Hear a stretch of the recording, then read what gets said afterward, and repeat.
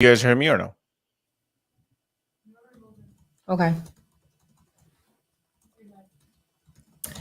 Hey guys, and welcome to another episode of Mostly Peaceful Latinas. I'm your host, Bella. And I'm Linda. Before we get started, please don't forget to like, share, and subscribe to our channel if you're not already. The likes help us get into the algorithm, and we have a lot to discuss today, starting with Trump's indictment out of Miami, Florida.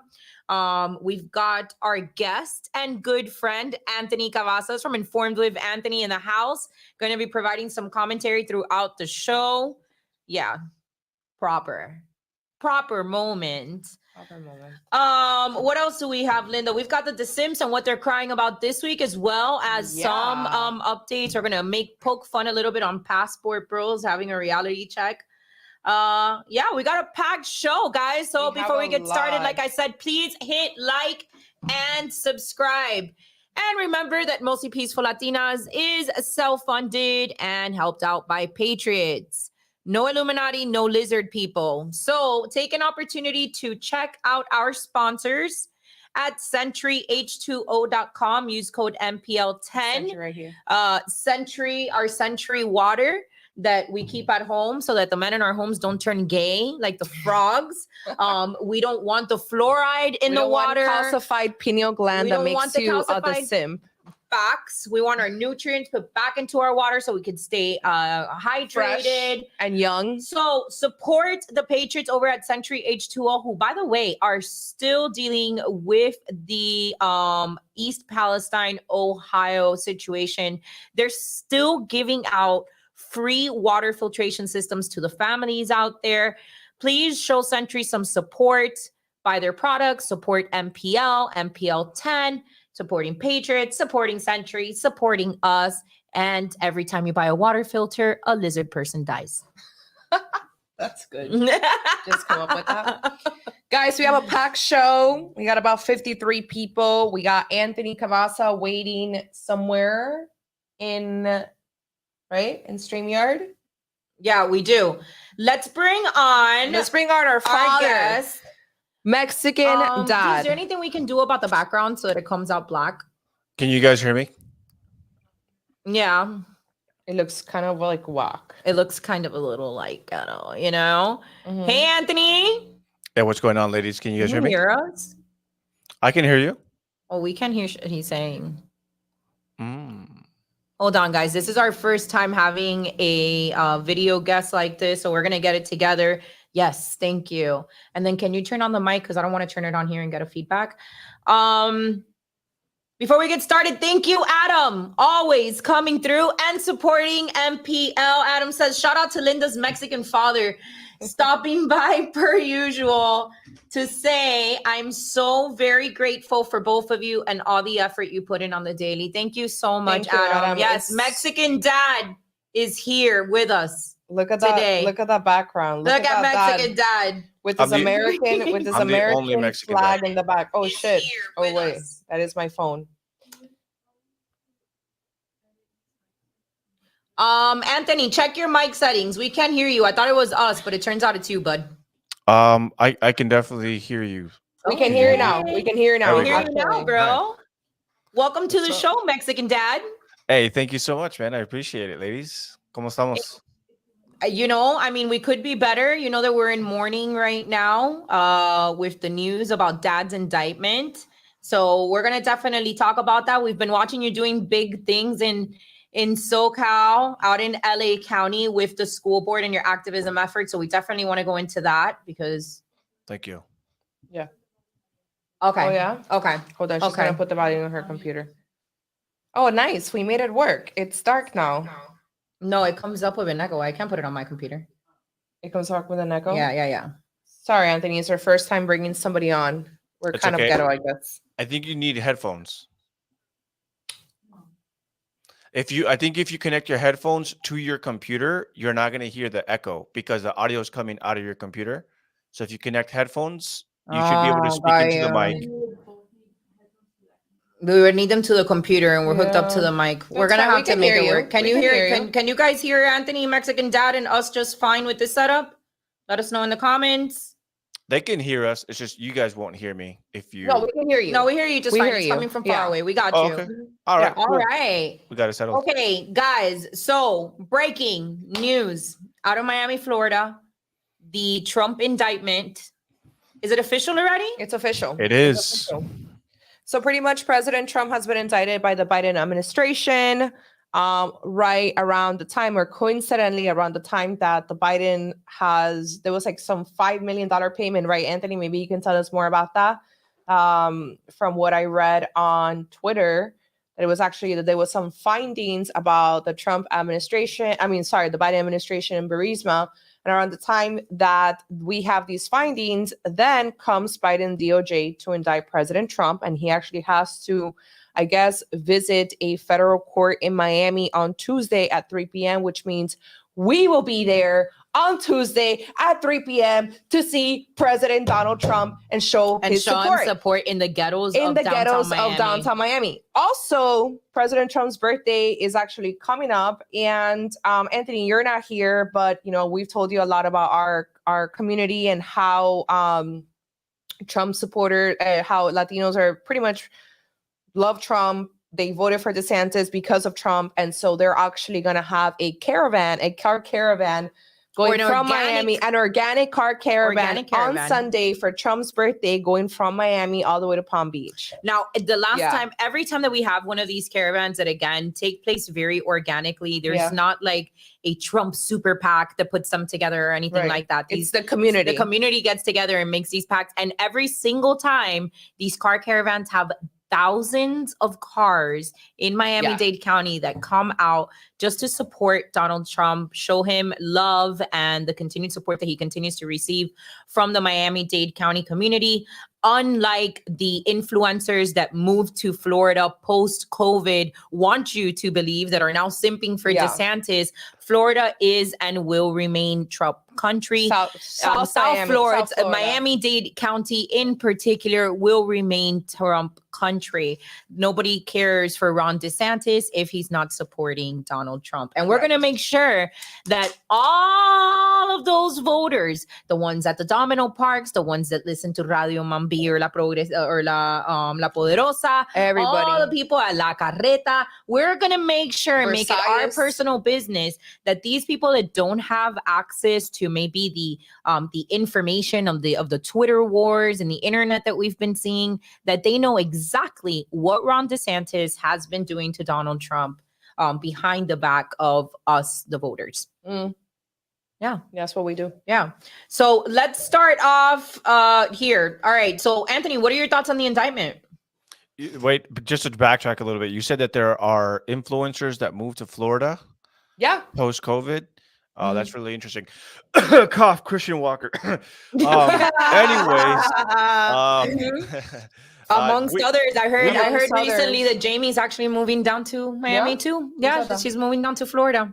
Who's that? She did. She did? Yeah. No way. Yeah. It's just very interesting that certain influencers have left the political scene after they helped botch their father's candidacy for Senate.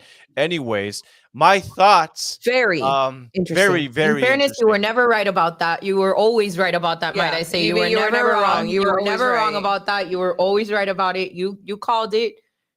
We did whatever we wanted, like kids tend to do. And Mexican dad jumped in and said, hey, it's bad news. But I'm not saying, but I'm just saying. I'm just saying, dude. You know? And yeah, so it's really interesting. I mean, dude, man, this is history. You know, this is not how you want to make history, but to be indicted, to be the first former U.S. president to ever be federally indicted. He is the top runner for the Republican Party. He is leading by double-digit percentage points. There's no one that even comes close. DeSantis continues to go lower and lower. There was actually a study just done by here in California, of all places, the UCs, the Universities of California. Research is being done. Stats are coming out that support for Donald Trump is increasing in California, dude. That's insane. Yep. And these UCs are known to be very liberal leaning, and they just can't hide the fact that more and more people in California, are essentially saying, dude, what is happening is not right. And I think that most people see through this We've already had attorneys come out saying there is no case here. There's nothing here. None at all. Nothing. But you're absolutely right. What a distraction. What a distraction from the Burisma report that came out today, basically verifying that a sitting active president, that just recently took a tumble, actually has incriminating evidence against him overwhelmingly, that he took in money basically from a foreign government while he was vice president. There should be, if we had an honest media, if we had an honest corporate news, if we had an honest mainstream media, that would be on the cover of everything. But of course, as I said often on my podcast, that the Democrats are really good at planning things. They have multiple cards up their sleeves, and they wait for moments just like this to pull out a card and do a mass distraction psyop on the American people, so that they only focus on this and not on the Burisma. So, of course, man, let me go back, because I wasn't sure about the Burisma thing. I saw it. I read someone's tweet, and I think it was Matt Gaetz and also Donald Trump Jr. Who were talking about that. But can you clarify, if you know about it, obviously, what that, and Anna Paulina too, I saw her tweet on the way here. Can you clarify what that means for our followers? What exactly were the findings about the Biden administration and Burisma? So I'll be honest, I've been very busy covering the Trump stuff, which we were just talking about this information when I've heard, I also heard about the Burisma, but just to kind of let everyone understand what's been coming up as a follow-up to basically the Joe Biden report. You had Anna Paulina basically saying that the FBI have told them that they cannot guarantee the safety and well-being, and that the whistleblower, that's what it was. There's no way that they can, hey, if this whistleblower comes forward with the information that they have, with the documentation that seals the deal that President Joe Biden as vice president took in bribery money from a foreign government, we cannot guarantee that this person will even be alive to testify after this whole thing goes. I mean, just imagine that. That is how damning this evidence, that is how evidence-backed it is, that the own FBI says if this person comes forward, agents that have it, people in, elite cabals, will be coming after this guy that is incriminating the sitting president of the United States. Now, what I'd like to draw everyone's attention to as well, and we can, I think you guys said that you guys were going to be talking about this a little bit later. What are the odds that as this is unfolding, Gavin Newsom has announced today that he is asking for the 28th Amendment that makes it harder for Americans to own weapons, an initiative that, why isn't President Biden? Why isn't he the one launching the initiative for the 28th Amendment? Why isn't he calling for that? He's running for election again, as far as we know. Nothing's happened to him. Why isn't he launching the 28th Amendment initiative? Why is it Gavin Newsom? And why, just days later, on Monday, for the first time since 2010, Gavin Newsom will be back on Fox News, interviewed by the #1 host, Sean Hannity, here in California, to talk about the initiative and other announcements. This is happening while Biden is looking to get investigated and possibly prosecuted for taking in this bribery. Just a lot of coinkydinks, I think. What do you think that we're going to see the Democrat Party switch out a Joe Biden kind of, at this point, a suicide wish, if you will, because he's going to have all this baggage with him? Do you think that we're going to see the switcheroo come in with Newsom? I just don't know why else the mainstream media is pushing Newsom. I can totally see that, and I can totally also see how Gavin Newsom can actually win an election without the irregularities, because Gavin Newsom is young. Gavin Newsom can actually talk. He is attractive. He's very popular, whether conservatives want to admit it or not, he is popular even amongst Californians. You know that, Yep. Anthony. Absolutely. He polls well with the Latino community, very well liked amongst Latinos for I don't know what reason. He has a family, a young family to present. He would actually be a much more challenging contestant against a Biden and even a Michelle Obama, I think. I mean, I don't know if it would be more challenging than a Michelle Obama, because I feel do like think people so. still hold on to that, and Yeah. she's a woman and a woman of color. Right. But I will say what I've said several times before.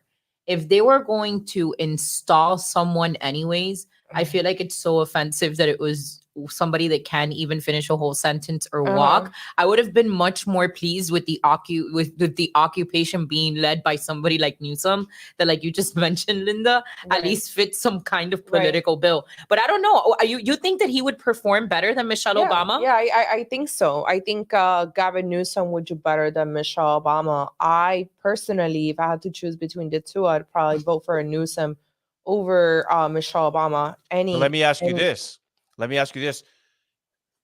Everyone knows that Kamala Harris is not polling well. Everyone knows that Kamala Harris cannot carry the torch if Biden were to leave. Wouldn't it be interesting if we saw a Newsom Michelle Obama ticket? That to would me be unstoppable. would be that to me, because here's the thing. Unstoppable. Here's the thing. You cannot get rid of Biden without the black community saying, well, then obviously this means we get our first black female president. Right? There's no way that the Democrats and the DNC can ever get rid of Biden as a front runner, have him step down, and just switch him for someone else, because the black community, one of the most loyal demographics, especially black women, would demand that Kamala Harris is next in line. So how do you fix that problem? How do you get rid of Biden and you get rid of Kamala Harris, who never polled favorably? She was hand selected because of her skin color and because of her sex, right? But nowadays, what is a woman anyways, right? What is a woman? Honestly, what is a woman these days? What is a woman? Speaking about what is a woman, actually, I have a petty announcement to make. Anthony wants to finish his point. I just real quick. You solve both of those problems and not angering the black community by putting in Newsom and Michelle Obama as the vice president. And let me tell you something, man. Exactly what you just said. That is a winning ticket, even without the irregularities for Democrats. That would be an extremely powerful, especially when the Republicans are more divided than ever going into 2024. And I am still hearing from Republicans that they will never vote ever again because nothing has been fixed about the 2020 election. Yeah, we know plenty of people like that. That was kind of the intention with it, right? We know plenty of people like that, and to discourage people in the entire process. That was kind of what the intention was, and it's been very effective. What? I'm not talking. Oh, I think it's delayed. I'm so sorry. Like, the thing is, you know how it is, like, delayed on the thing. I'm like, I can't hear him. I'm so sorry, guys, for cutting you off. I think that's kind of the way that it goes. But I will tell you this, it's a very scary ticket to think about, because, like both of you just mentioned, I don't think there needs to be any irregularities. Like, that's a ticket that I can see a lot of people getting energized behind, particularly because there is a lot of division in the Republican Party right now. And I can't imagine that there's anybody on the outskirts right now looking at our party and thinking, wow, it must be so cool to be a Republican. Like, maybe it was in 2018, 2019, even 2020. Like, we look ridiculous, you know, with the DeSantis wars and Trump's and the vaccine, and if not, and if the irregularities, there's just so much division that I can't imagine that we're attracting any new people to our party, which is part of the reason why I feel like the candidate has to be Donald Trump, because it's not about attracting new people to the party. It's about the personality that is Donald Trump. Yeah. There's somebody here that says 2024 is going to be my last time voting, and it's for Trump. And that's kind of where I'm at. I think the whole DeSantis thing has really turned me off, and like, I'm not trying to be dramatic or like it's politics. It's like, no. You know, I shared a video that we probably should have played here, but we forgot about it. The Asian man. So yesterday I stumbled upon a video on TikTok of an Asian man. It's a non-political account. It's an account of a daughter and a father. The daughter shows all the cute things that her older father does and stuff like that. And one of the things was her asking him, Dad, are you going to vote for Ron DeSantis? Are you going to vote for Ron DeSantis? And he says, no way. And he's like, but why not, Dad? He's a Republican. You know, he's an elderly, conservative Asian man. And he says, because of what he did to Donald Trump. And again, like, this is not a political person. They're not influencers. This isn't a cultist, as many of people like to call us here. He goes in to explain that it's a very dishonorable thing, that what he did to Donald Trump because of what Donald Trump did to him and how he helped him get his current job right now. And to be honest with you, seeing the way that the deception of the DeSantis campaign, which we're going to get into in a little bit, how they are using bots, how they are using AI. And this is something that we've covered extensively on this podcast before it was popular to do so, before people were on board, when people were just saying, you know, you guys are a part of a cult, and the only reason where you're trashing Ron DeSantis, we really weren't trashing him. We've never called them a meatball or a rhino or a globalist. I think meatball is funny, but we've never gone into the route of saying he's a rhino or he's a globalist or he's a DeSoros and stuff like that. We've left it up to factual stuff. Like, these are our findings. This is what we've seen. These are the bot accounts. This is what they're doing. This is the media that's paid by him, including Will Witt, whatever. But to me, it's just a turnoff. Like, I don't really even want to engage in politics anymore because of the current climate, because of how dramatic it is, because of how low energy it is. So I'm on that page, by the way, of like, I don't really know if I'll ever vote post 2024. In fairness, when you look at it, that's kind of what the operation is supposed to do, right? Like, like Anthony just mentioned, DeSantis is trailing behind Trump. Like, the poll numbers don't show that he has an actual winning shot against Trump. So why jump in? Right. What other if it's especially there's nothing there that shows that you can win, then why jump in? Well, you're jumping in to create that division because you want to slow down the momentum of MAGA. If you have a united party behind Donald Trump, then there's no stopping him. But what we do know is that the Democrats, just like members within our own party, hate Donald Trump and want to stop him. So the only intention of bringing in a candidate like Ron DeSantis and his very toxic campaign is because the intention is exactly that. It's to tire you out, wear you out. What's the point? That's where I'm at. I don't want to do this anymore. A lot of us are tired, and it's understandable too, but it's got to be mentioned that is very much the intention of the operation, to wear us out so that we don't show up in historical numbers like we did in 2020 to support Donald Trump in 2024. Yeah. By the way, quick shout out to Just Chillin'. Our little friend, our friend in disguise. Our love friend y'all. in disguise. Shuda was here. Shuda, we love you, and we're so happy that you're here. And can you DM me so I can tell you some private stuff that you're gonna be excited about? I don't want to say here because you know we got eyes and ears everywhere. You know, we got eyes and ears everywhere. So hit us up. Linda. We always got news. We've learned our lesson. Yeah. Anthony, just really quickly, we want you to tell us about the Armenian parents. No, not very quickly. I want to hear every last detail, Anthony. Tell us about the fight that you're currently having at the school board. You know that this is something that we dealt with for the last 2.5 years. We had historic wins in Miami-Dade. We flipped the Miami-Dade County School Board into the largest conservative body at a national level for a school board, something we were very proud of. We were involved in what's going on in the curriculum for the kids on fighting back. So to watch this momentum happen now out of LA, which, you know, you guys tend to be the butt of jokes so often. People always say like, oh, who wants to live in shithole California? Or, you know, there's nothing, it's a liberal hellhole. And to see this momentum from parents at the school board, tell us more about that. What's that experience like, and what have you found? Yeah, so the first things first, my question to Miss Linda, is that the blazer you were supposed to send me a while back? No, I still have your blazer. No. This is still have a my women's blazer? Okay. blazer. Okay. By the way, better Kanye be- West's birthday today. So happy birthday to Kanye West, despite the fact that you're Very true. crazy and you say stupid things. Support my idol, day one, nothing to do with MAGA. So I wore a Yay 24 for Kanye West's birthday because he's a genius. And it's not. This is actually a women's. I don't think you want this. It's No, very I just want mine. tight. I just want mine. And yours is, It's a yours lady is- medium. The one you have, remind me tomorrow. For real. You just don't remind me. But the one that I have for Oh, you it's is my actually fault. like a man's like Mhm. black jacket. It's my You know? fault. Oh, yeah, of course. Yeah. Oh, yeah, okay. And the second thing, Isabella, you're absolutely right. We're always the butt end of every joke. But let me tell you something, man.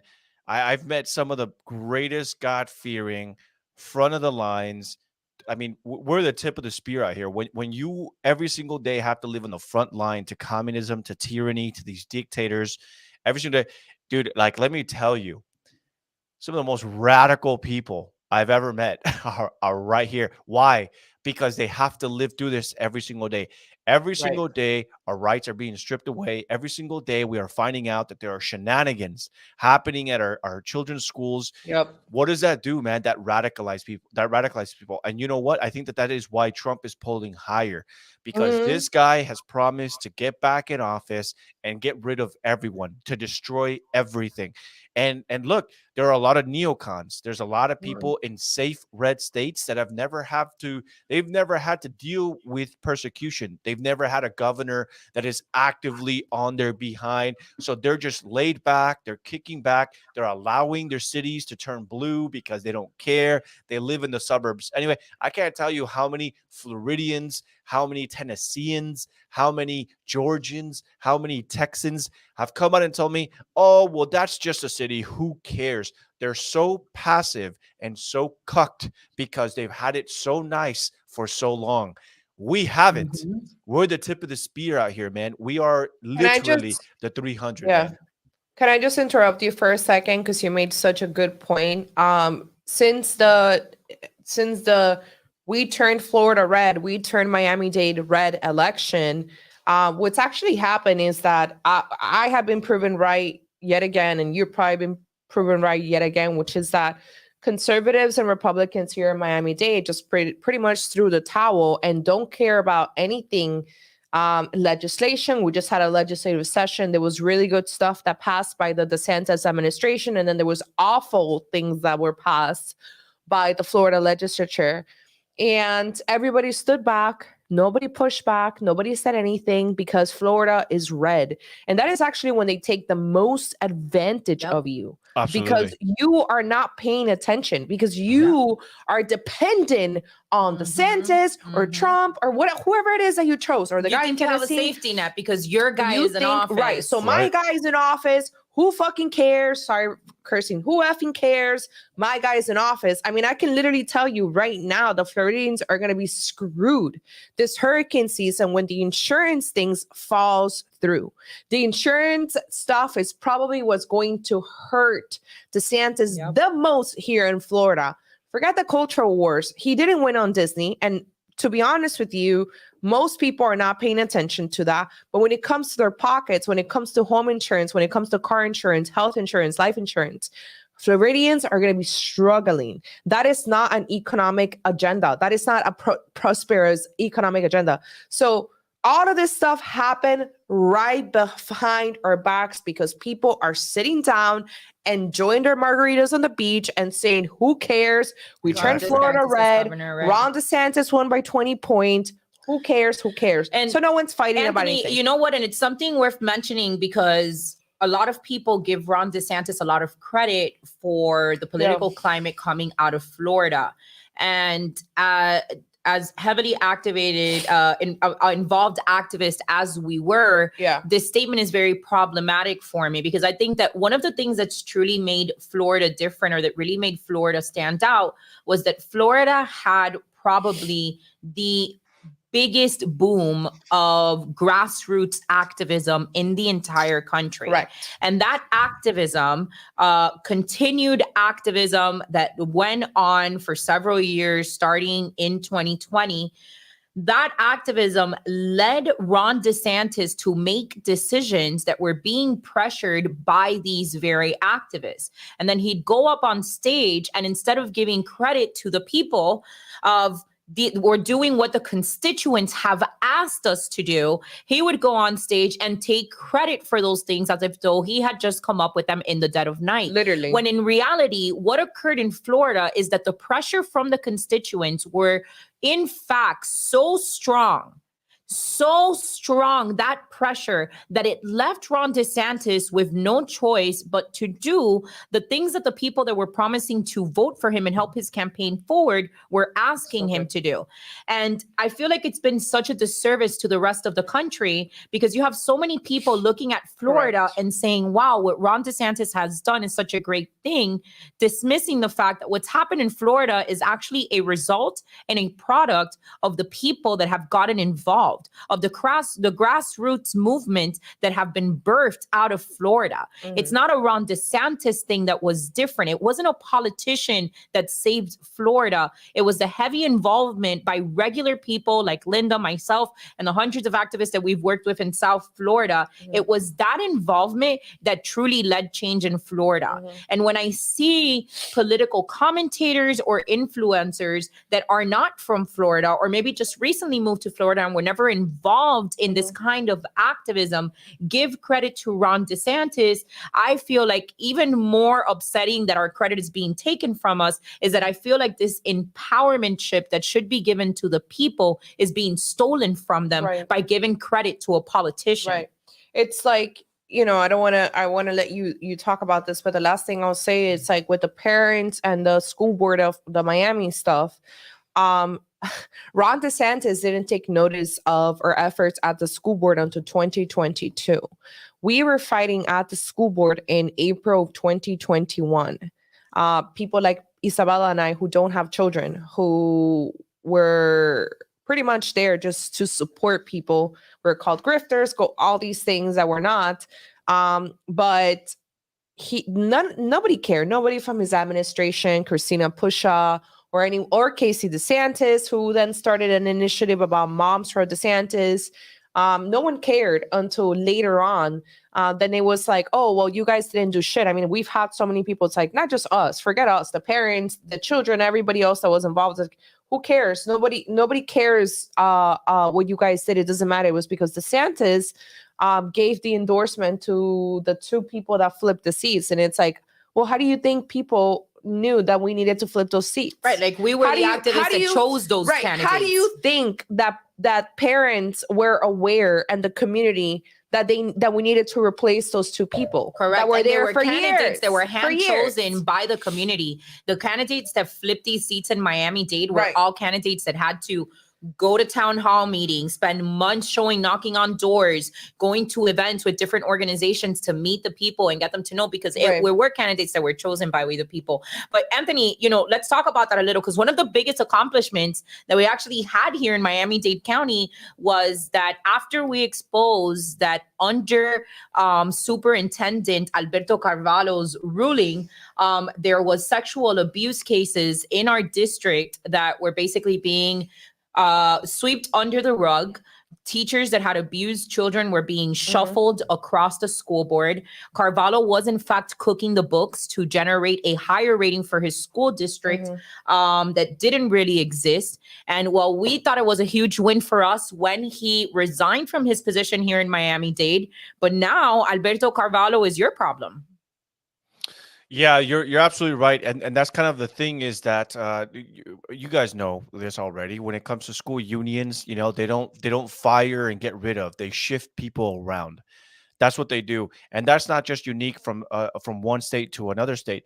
This happens all the time. I have so many LAUSD, the Los Angeles Unified School District, teachers that are unionized saying this happens all the time. We get reports of you know, sexual allegations, sexual harassment, sexual assault from teachers and staff, and then they're just shuffled around to other schools.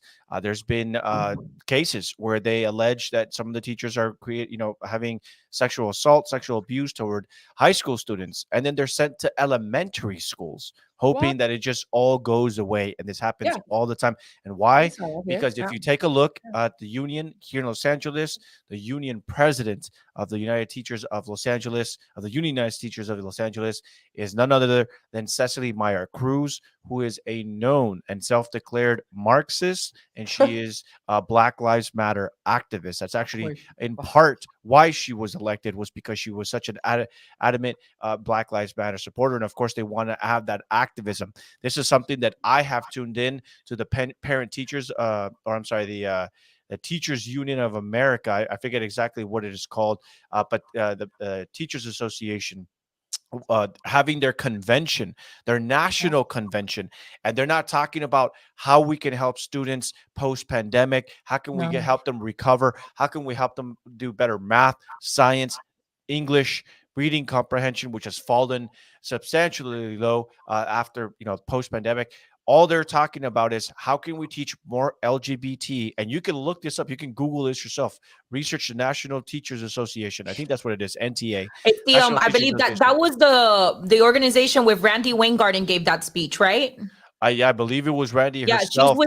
She's with the American Federation of Teachers, who the AFT, president of the United Teachers of Dade, our teachers union, is the vice president for the American Federation of Teachers, which is the second. And Anthony, this is a point that you talk about so often, which is I love about your content, that you give such an emphasis to how important it is to recognize the power that unions have, the electoral power that unions have, because it's a consolidated vote.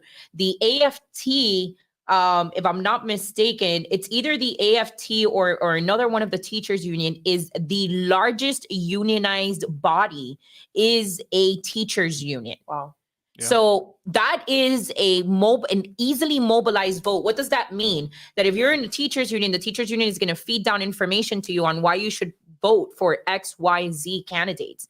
And now you just had this one organization basically funnel their 1 million whatever million members into whatever voting direction it is that they want, which is usually a very liberal one that excludes parents from the process of choosing curriculum or what's best for their for their children, and what they should be teaching in schools, and what their kids should be taking home with them.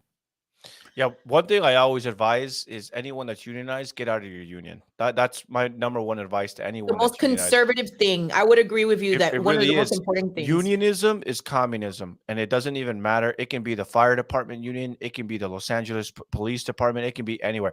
There can be some exceptions in some states, but for the most part, almost all unions help Democrats get elected. We have someone in the comment section they're saying, when I was a teacher, the union would send us mailers on who to vote for, and you can guess for what party. That's absolutely right. You just nailed it. The AFT, they have got over 1 million members. I looked at this, and it comes out to about $50 in dues every single month.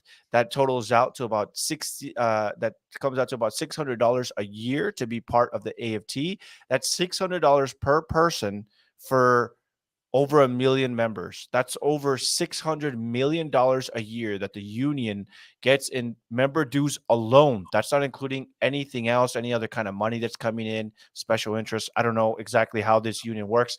That's $600 million every single year. And they have actually pledged that going into the 2024 election, if I remember the numbers correctly, that over $100 million will be going toward political parties and political candidates. And like the person in the comment section said, you can already go. So, I mean, when I talk about these unions, that's guaranteed money, guaranteed bare minimum. This is how much, and they actively work.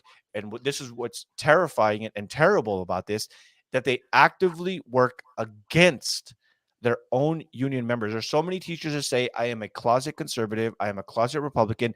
I never speak out because I'm scared to lose my job. I have so many liberals that, that have infested and overtaken and infiltrated our workplace They're always talking about how they hate Donald Trump. I'm scared to speak out. I don't want to lose my job. I don't want to, I want to do good by my students. And I feel like the best thing I can do it is just focusing on myself, et cetera, et cetera. But then these people's union dues are going toward electing people Correct. that are voting against their interests, against their special interests, against their values and their morals. So to me, hey, I'm an independent journalist. I could unionize if I really wanted to. I've actually been reached out by the Los Angeles Unionized Journalists. I think that's what it's called, LAUJ, of independent journalists. And they told me if you pay X amount a month, even though you're independent, you're guaranteed media credentials, you're guaranteed legal protections. And the reason why they reached out to me was because one day after Roe v. Wade was overturned, I was covering some of the local protests here. And I ended up getting kettled in, where basically police kind of entrapped us because I was following Antifa and left-wing militants around the city of Los Angeles that were causing havoc and lighting up fireworks and fighting with police. I was following them, documenting it, and police eventually surrounded us so that they can watch video and they can finally determine, okay, who are the ones that were causing problems? Are they in this group? And so they basically detained us, which again, the legal term for it was called kettling, which I later found out through this unionized journalists, which are all leftists. They're all communist militants that are part of this union that spearhead it, because I researched them myself. I see what kind of political activists they are. And they said, hey, man, we've never really known you, but we saw that you got kettled in. If you become a unionized journalist, we can help you with the legal fees to sue the police officers and guarantee that they get fired. And I'm just like, no, I'm not. I don't want to do that. Yeah, I don't want to do that. Like, they kettled us in because there was a bunch of them. Eventually, they let me go. It's not like I got arrested. And even if I were to get arrested, I'm sure that I would have been let out because there's no evidence of me partaking in any of it. There was no outside of just wrongdoing recording. on your end, right? Exactly. Yeah. I think If you have fear the you- police, just don't commit crimes. I've got a video here that I'm going to play shortly, which is of some footage of a fight that broke out at this school board meeting that you were recently at. And, basically it shows Antifa, an altercation with Antifa presence being on there. Have you noticed any kind of coordination between the teachers' unions and Antifa? Oh, absolutely. Right before this happened. So last Friday, there was a protest at Sadako Elementary, which is in North Hollywood, California. And the reason why there was a protest was because some of the parents previous to this last Friday protest were speaking up at school boards, saying that they didn't want some of the curriculum, a lot of it LGBT focused, including readings of LGBT themed books, talking about different families and different lifestyles, sexual lifestyles of other people, to all kids, K through 12 at LAUSD schools. Some of the Armenian Christian parents went into the school board meetings and said, we are strongly against this. We don't understand why specifically at our school, which is predominantly Armenian, this is being taught when a lot of us here agree that we are Christian. A lot of people, if you don't know this, Armenia was the first Christian nation ever in the world. They were the first nation in the world ever in history to recognize Christianity as its national religion. So, and in my humble opinion, I think Armenia should be our greatest ally, people that actually believe in Christ, and that's just, foreign aid should be going that way, making sure that they are able to get rid of communism there, et cetera, et cetera. But I digress. The second thing that I will point out is after these board meetings, there is a trans teacher at this elementary school, right? That what they did, listen to this, what they did. In retaliation of the Armenian parents speaking out at the school board, they put up LGBT themed with communist fists propaganda on that trans teacher's doorway. Yeah, at least that's what was being reported to me, in the shape of a cross to mock the Armenian Christian parents. So Armenian students were coming into the classroom. They were able to see the mock-up cross that had LGBT themed propaganda and the communist fist, which, if you guys don't know, Armenia was under Soviet Union rule, and still parts of it are still, under that rule and that ideology, and so parents took offense to this, and that is when they decided okay, if they're going to do this on purpose, then we're going to go ahead and protest. Yep. And so they decided we're going to protest because this is disgusting what they are doing. They're posting this LGBT propaganda in the sign of a cross, mocking our faith, mocking our concerns. And so listen to this. A day or two before the Armenian-led protest, parent protest, by the way, at the school, mysteriously, it is being alleged that somebody, they don't know who, jumped over the fence during the weekend at the school and burned an LGBT flag and left it in front of the trans teacher's classroom. And that teacher later had to be removed for safety reasons. When I talked to the parents, they said, how convenient that they know that we are showing up on Tuesday morning and all of a just sudden so happens now to it just so happens that police are still looking for this person despite all the security and all the cameras everywhere around the school. Somebody crossed over the school fence and burned a flag and left it in front of it. And then the teacher had to be removed. And then this is what started the whole narrative of hatefulness and bigotry. And of course, Senator Scott Wiener, arguably one of the worst senators and state senators in all of America, was already, before the Armenians came out to protest on at Sadiko Elementary on a Friday, rather. Of course, Senator Scott Wiener is saying we're already facing hate and we only just begun Pride Month. How And convenient. So, yeah, of course. It's And interesting to see the parallels because the coordination Literally. between Antifa and the teachers union here in Miami was very evident. In fact, forget collusion. They were Antifa. They are right? Antifa. They are very They are much Antifa. So I think it's an interesting way where kind of reading about Antifa and experiencing Antifa lets you down two very different paths, and you realize that. Sorry, continue. I guess that just pointing out that when you start seeing it in action is, people will often ask, who's funding Antifa? Who's funding? How are they being funded? So on and so forth. And when you see it in action, you realize, like, wait a minute, Antifa are the unions. Antifa are the press, the newspapers, the local publications. Like, that's who Antifa is. Well, we can go back to Antifa's history during the Weimar Republic, but we're not going to make the show about that. What I do have to say is that the Antifa that Anthony faces over in California is a very active, well-organized, well-funded Antifa.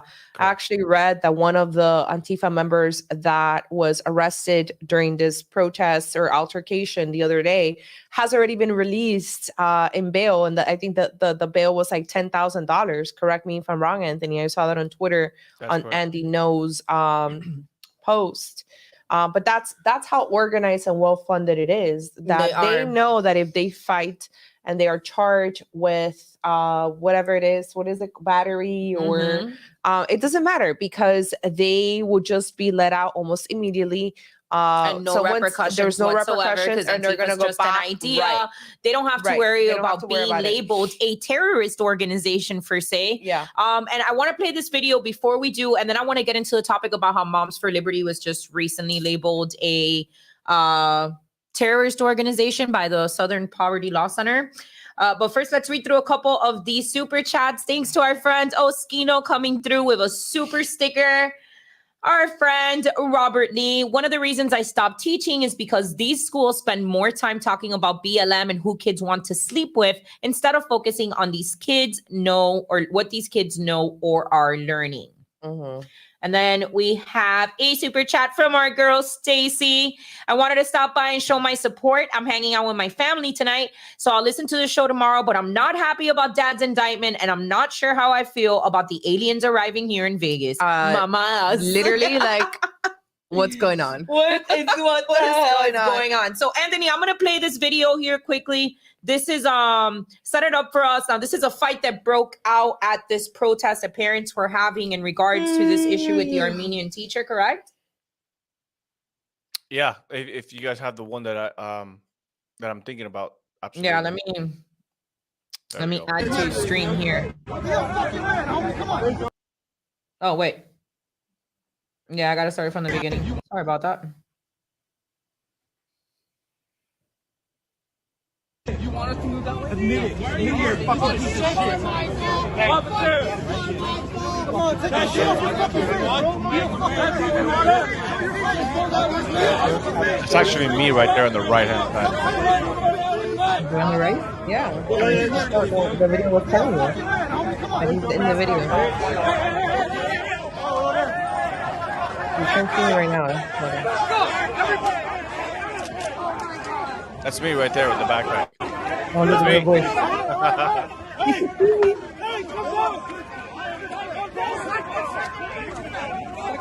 Back up! Get back!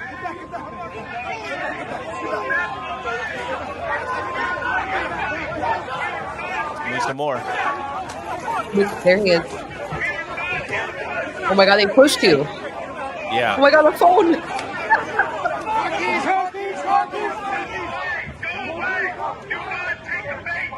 God, at least this ghetto is here. Way more ghetto. There's a lot more people there, bro. They only have like two. No, they don't have the people here.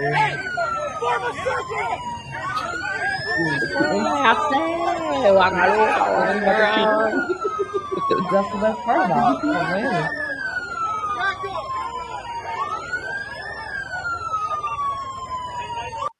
Wow.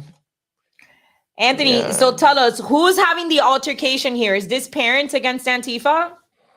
So what ended up happening was Antifa showed up because Antifa likes to show up to just about any cause that has to do with LGBT rights, things like that. I will say that since my arrival to that protest, what I did notice is, so that is kind of like the outside protesters, the people that are kind of there in solidarity, including parents that are opposed to LGBT curriculum. And secondly, Antifa and other militants that were there for the pro-LGBT side. However, the people that were actually going inside, because you got to remember, this is a school board meeting. This was on Tuesday, so 2 days ago. It happened at 5 p.m. at Glendale Unified School District. So this is completely separate from the Saticoy incident, the Saticoy Elementary, which is part of LAUSD. This is now GUSD. So it's a different location, different school district. And actually, this Glendale area is heavily Armenian, and they're mostly conservative. So a lot of them are very, very shocked that GUSD was doing this. They had heard that LAUSD was doing it. I actually met families that said, this is why we moved our children out of LAUSD. There were parents present that said, I drive 20, 30 minutes out of my way to bring my kids to GUSD because we know it's a lot more conservative. The unionized teachers, etc., are not as, as bad when it comes to the curriculum. So this was completely separate of that entire board meeting. This is again kind of like the outskirts. You notice that this was actually a street. The street wasn't even like, it was near the location, but it was so far over and it had really nothing to do with most of the parents. But what I will tell you is that I made a video. It's on my Instagram. But if you guys follow me at Inform with Anthony over on Instagram, I made a video breaking down the arrest of that Antifa militant and how he ended up getting arrested. And there was previous altercations with police by that same guy that got arrested. And there was even previous videos that I showed where he was getting into altercations with parents, where police had to come and separate this Antifa militant from the parents. Finally, I even have video where the police were like, dude, you need to get out of here. You need to get out of this side from the parents. Stop trying to antagonize. So he had already been warned. And then finally, you guys saw the part where it says, oh, man, you got hit. That's actually correct. So I later found out that this same guy, the reason why he was picked up and dragged was because he had a weapon inside of his pocket jean. No way. And it turns out that it was like a mini baton. Antifa is known for carrying around Molotov cocktails, batons, spray mace, bear spray mace, which I believe is actually illegal in the state of California to carry that, especially just out in public, outside of like forest designated areas, if I'm not mistaken. But ironically enough, I got hit with a baton twice. And I still have a sore left arm, but I suck it up because I'm a Mexican dad. That's what we do. I'm a Mexican dad, right? I don't care. You know what I mean? Like the golpes come with what we're doing, But it ends up that this guy had a baton. So I don't know if he actually struck me or if it was the police. I initially thought that it was the police, but upon further reviewing that video and learning that he had a baton, And he knew that I'd been recording them previously. He had told me to stop recording them. I, of course, said, go kick rocks. I didn't tell him exactly like that. I might have said some slurs. You know what I mean? You weren't as proper. I wasn't as proper, as that. But absolutely not, man. And they tried to stop me. They put the cameras on their face. I got assaulted multiple times throughout this event because, of course, they don't want it. Now, I do want to make one correction, or at least one address. Somebody in your comment section said, what's funny is that Karl Marx actually hated the gays. That is not entirely true. I'm actually going through a book right now that I actually recommend everybody should read. It is called Gay Berlin. Linda, you actually talked about Weimar Republic. This actually tells you where it all started. A lot of people want to think that the trans idea, and I'm being serious, a lot of parents are shocked. No, They're like, we I cannot know. believe it. Oh, no, I know. Trust me when I say we know. Oh, I know. But this actually tells you in the late 1800s, there were already transsexuals in Berlin, which was a much larger homosexual community on a global scale than San Francisco even is today. The first transsexual reassignment. I mean, you're talking about removing people's ovaries. The first, you know what I read today? Because for the challenge that I'm doing, I got to read 10 pages. So every day I read 10 pages of this book. Nice. Today I read that in 1913, the first mastectomy was done on a young 16-year-old female. You're talking about, you remember how it became like a big scandal with Matt Walsh, where people were saying, oh, they're not performing these surgeries on minors. My guy, read your history. And you know what's crazy is all of this was normalized. Why? Because of people like Karl Marx, people that brought the Communist Party into Germany under the Marxists, the Russian communists. All of that stuff, dude, is involved. Yes. And it was actually the Communist Party. It was actually the Socialist Democrat Party, which is now known as the DSA. The spawning of Antifa was way before they were even known as fascists. Antifa has been a left-wing extremist militant group since before Hitler was even around. So the problem is people just don't know their history, which is why I read my history. Well, so I just wanted to correct that, because a lot of people think that Karl Marx hated the gays. At the very initial, especially when Henry Hirschfeld started these science experiments and sexologist experiments and transforming boys into girls and girls into boys, and mastectomies and double mastectomies on teenage youth, and then the pedophilia movement that came alongside the LGBT movement in Berlin, Germany, is that Karl Marx had written letters to Hirschfeld saying that although he wasn't on board, that he can sympathize with the gay movement because the communist empathy was always with those marginalized by the Christian church, by the Catholic Church. And so even though Karl Marx did say initially, I'm not completely on board, I don't know if this is what we want in communist Russia, eventually he not only later came to support the LGBT movement, which was started in Berlin, Germany, but also ended up supporting the causes and saying we need to support this because we see that a lot of LGBT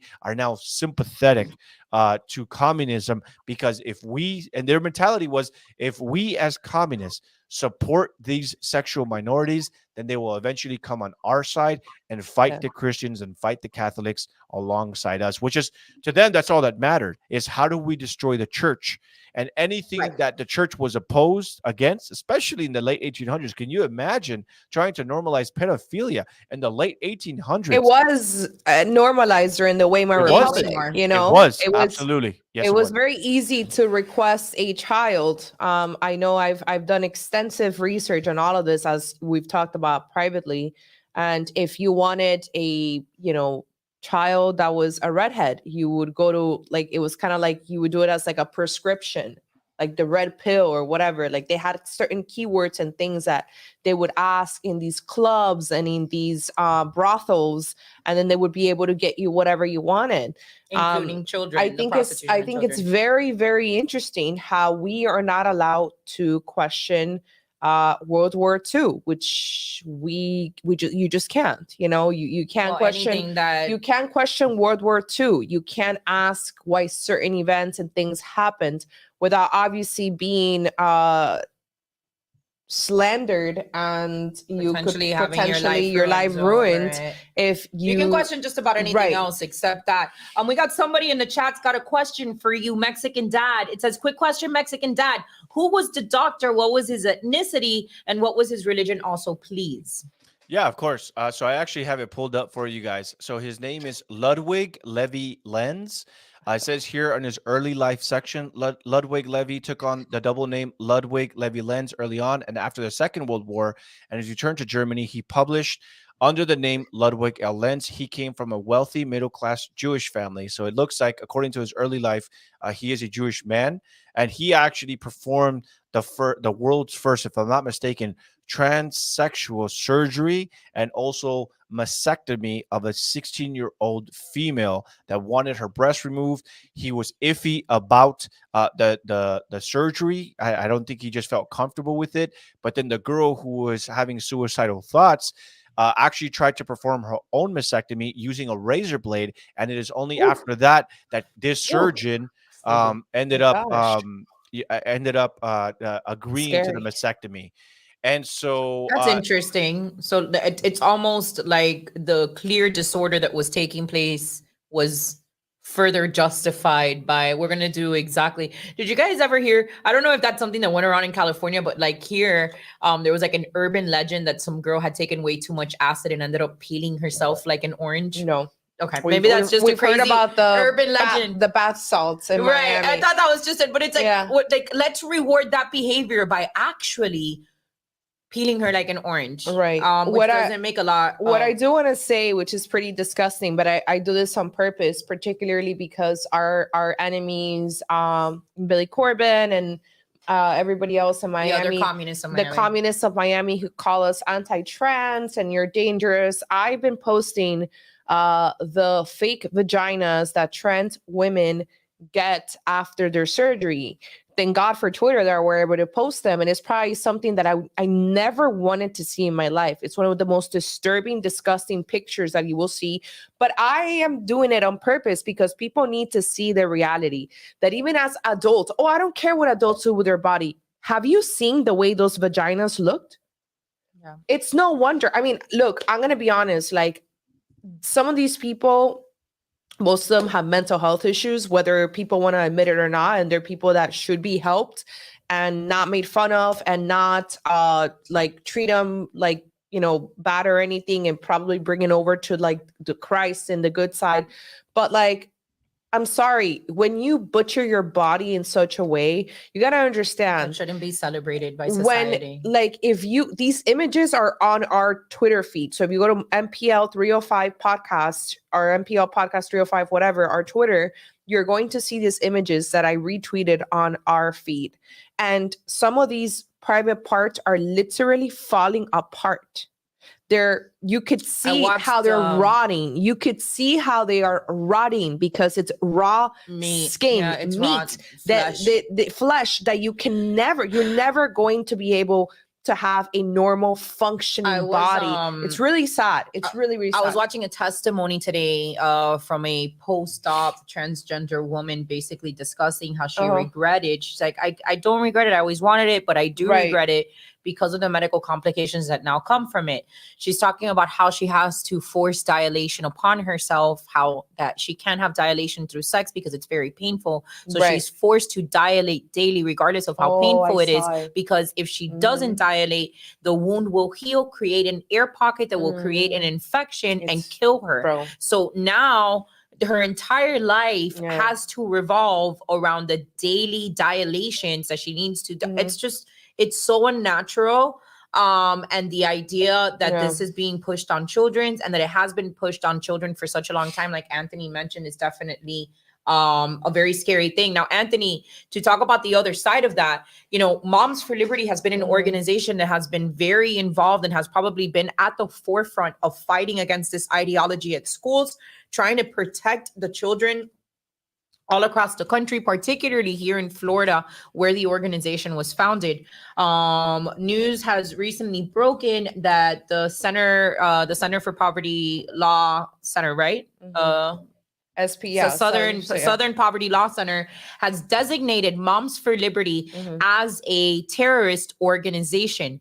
Now, seeing what it is that you've seen on the ground, like we saw out here at Miami-Dade school board meetings, the presence of violent Antifa, the existential idea that you could be doxxed, that your job could be taken from you because these are the practices that Antifa operates in. What do you make of this distinction being made, calling Moms for Liberty a terrorist organization?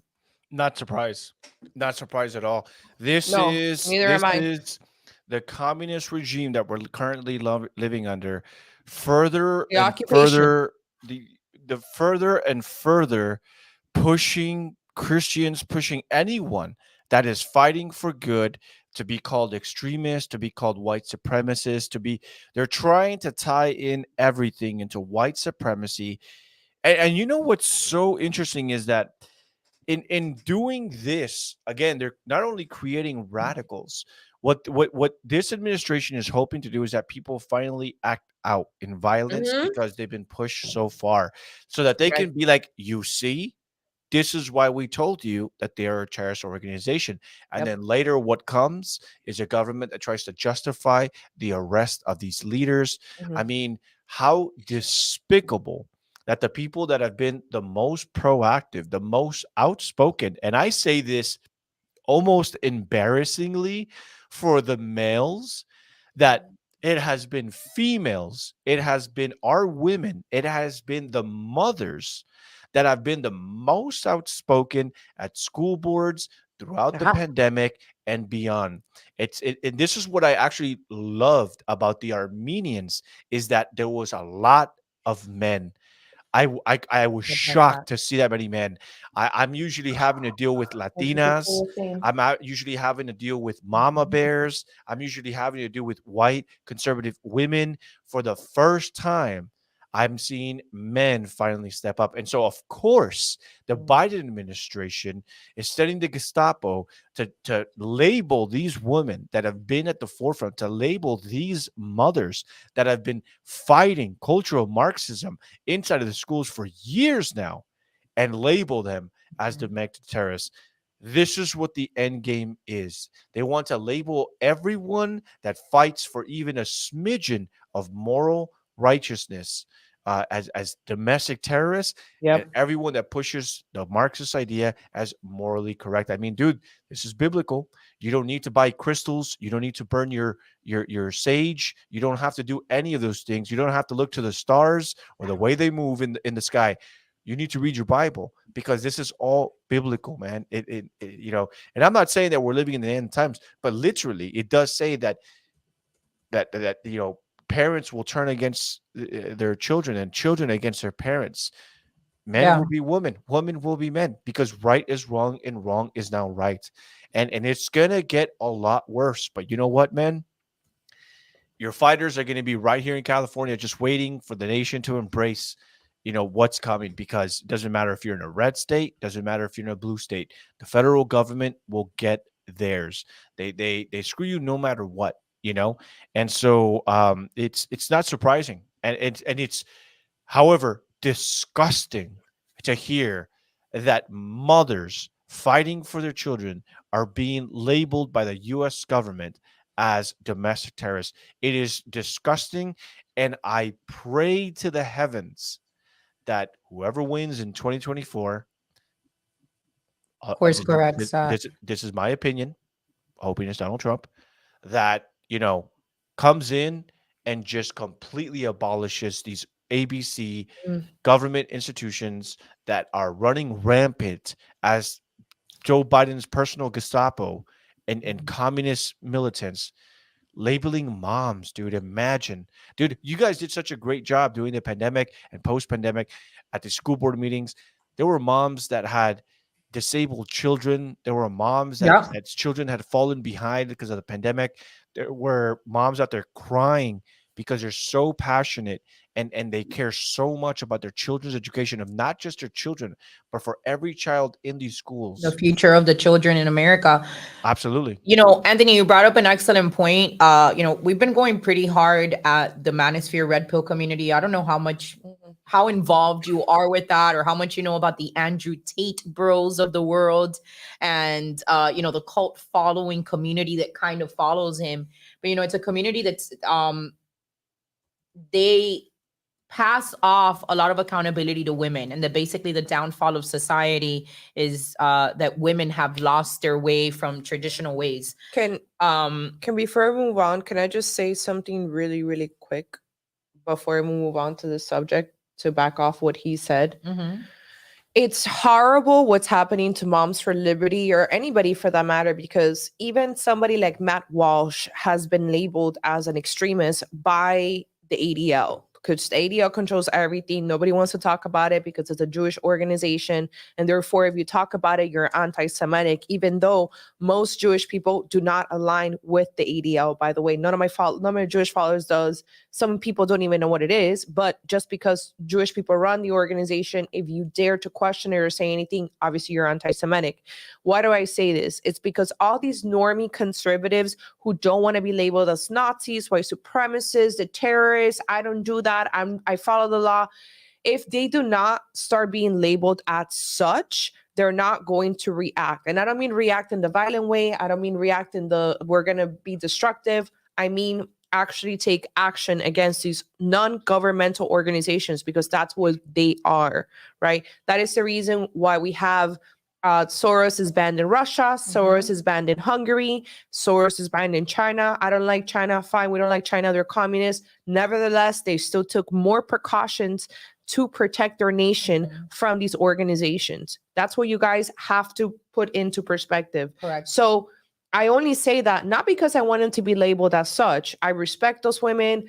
They're doing an amazing work across the United States. They've taken a lot of action, but also because we need these normie conservatives to wake up. It's no different than 5 years ago when Alex Jones was banned on Twitter, and he was saying, "Hey, Charlie Kirk, you're going to be next. Hey, Matt Walsh, you're going to be next. Hey, Donald Trump, you're going to be next." And guess what? In 2020, we saw the ban of President Trump from literally every single social media channel. And thereafter, you guys saw that until recently, the Babylon Bee, people like Charlie Kirk, people like Matt Walsh, they were being censored on Twitter as well. So it's not until these people are affected and labeled as extremists, as a terrorist organization, as whatever, that they're going to start sympathizing with the rest of the people, with the fringe minorities that have already been labeled as such. That's all I had to say. No, yeah, and you're absolutely right, because I've said this for a long time. If you think it's bad now, it's going to get worse. It has to get worse because people still don't care. We just had special elections. Wisconsin's Supreme Court just flipped blue. There are cities in across Florida that just elected and flipped red mayoral seats to blue because, again, people are comfortable. They don't care. I know rich, wealthy people that have abandoned the state of California, and when I reach out to them, they said they want nothing to do with the state. They don't want to help local elections, and then they move to safe states. They move to red states and don't partake, don't influence, don't do anything to try to keep red states red. They just enjoy the life. They go out there, get suntan, whatever. They travel across the world, whatever the case might be, right? It's because people are still they just don't care enough, you know, and so it's tragic. And you're right in the fact that it literally has to come to everyone. It's like we're on the front lines. And what really kind of pisses me off sometimes is that you have people that have safely fled California now in red cities, red states that still follow me because I am based out of California, Los Angeles. And they're like, bro, just give up and do what I did. Just run away, go to safe grounds, whatever. I'd be okay with that if people were still politically active, but I can't tell you how many people have left the state of California for safe red states and they're no longer even politically active. They're like, dude, I went through like hell politically in California. I had to vote and I don't even know if my vote counted. I don't care about politics anymore. That's why I moved, to just avoid politics. DeSantis will save us. Greg Abbott will save us. Red governors will save us. No one's going to save you. To be involved.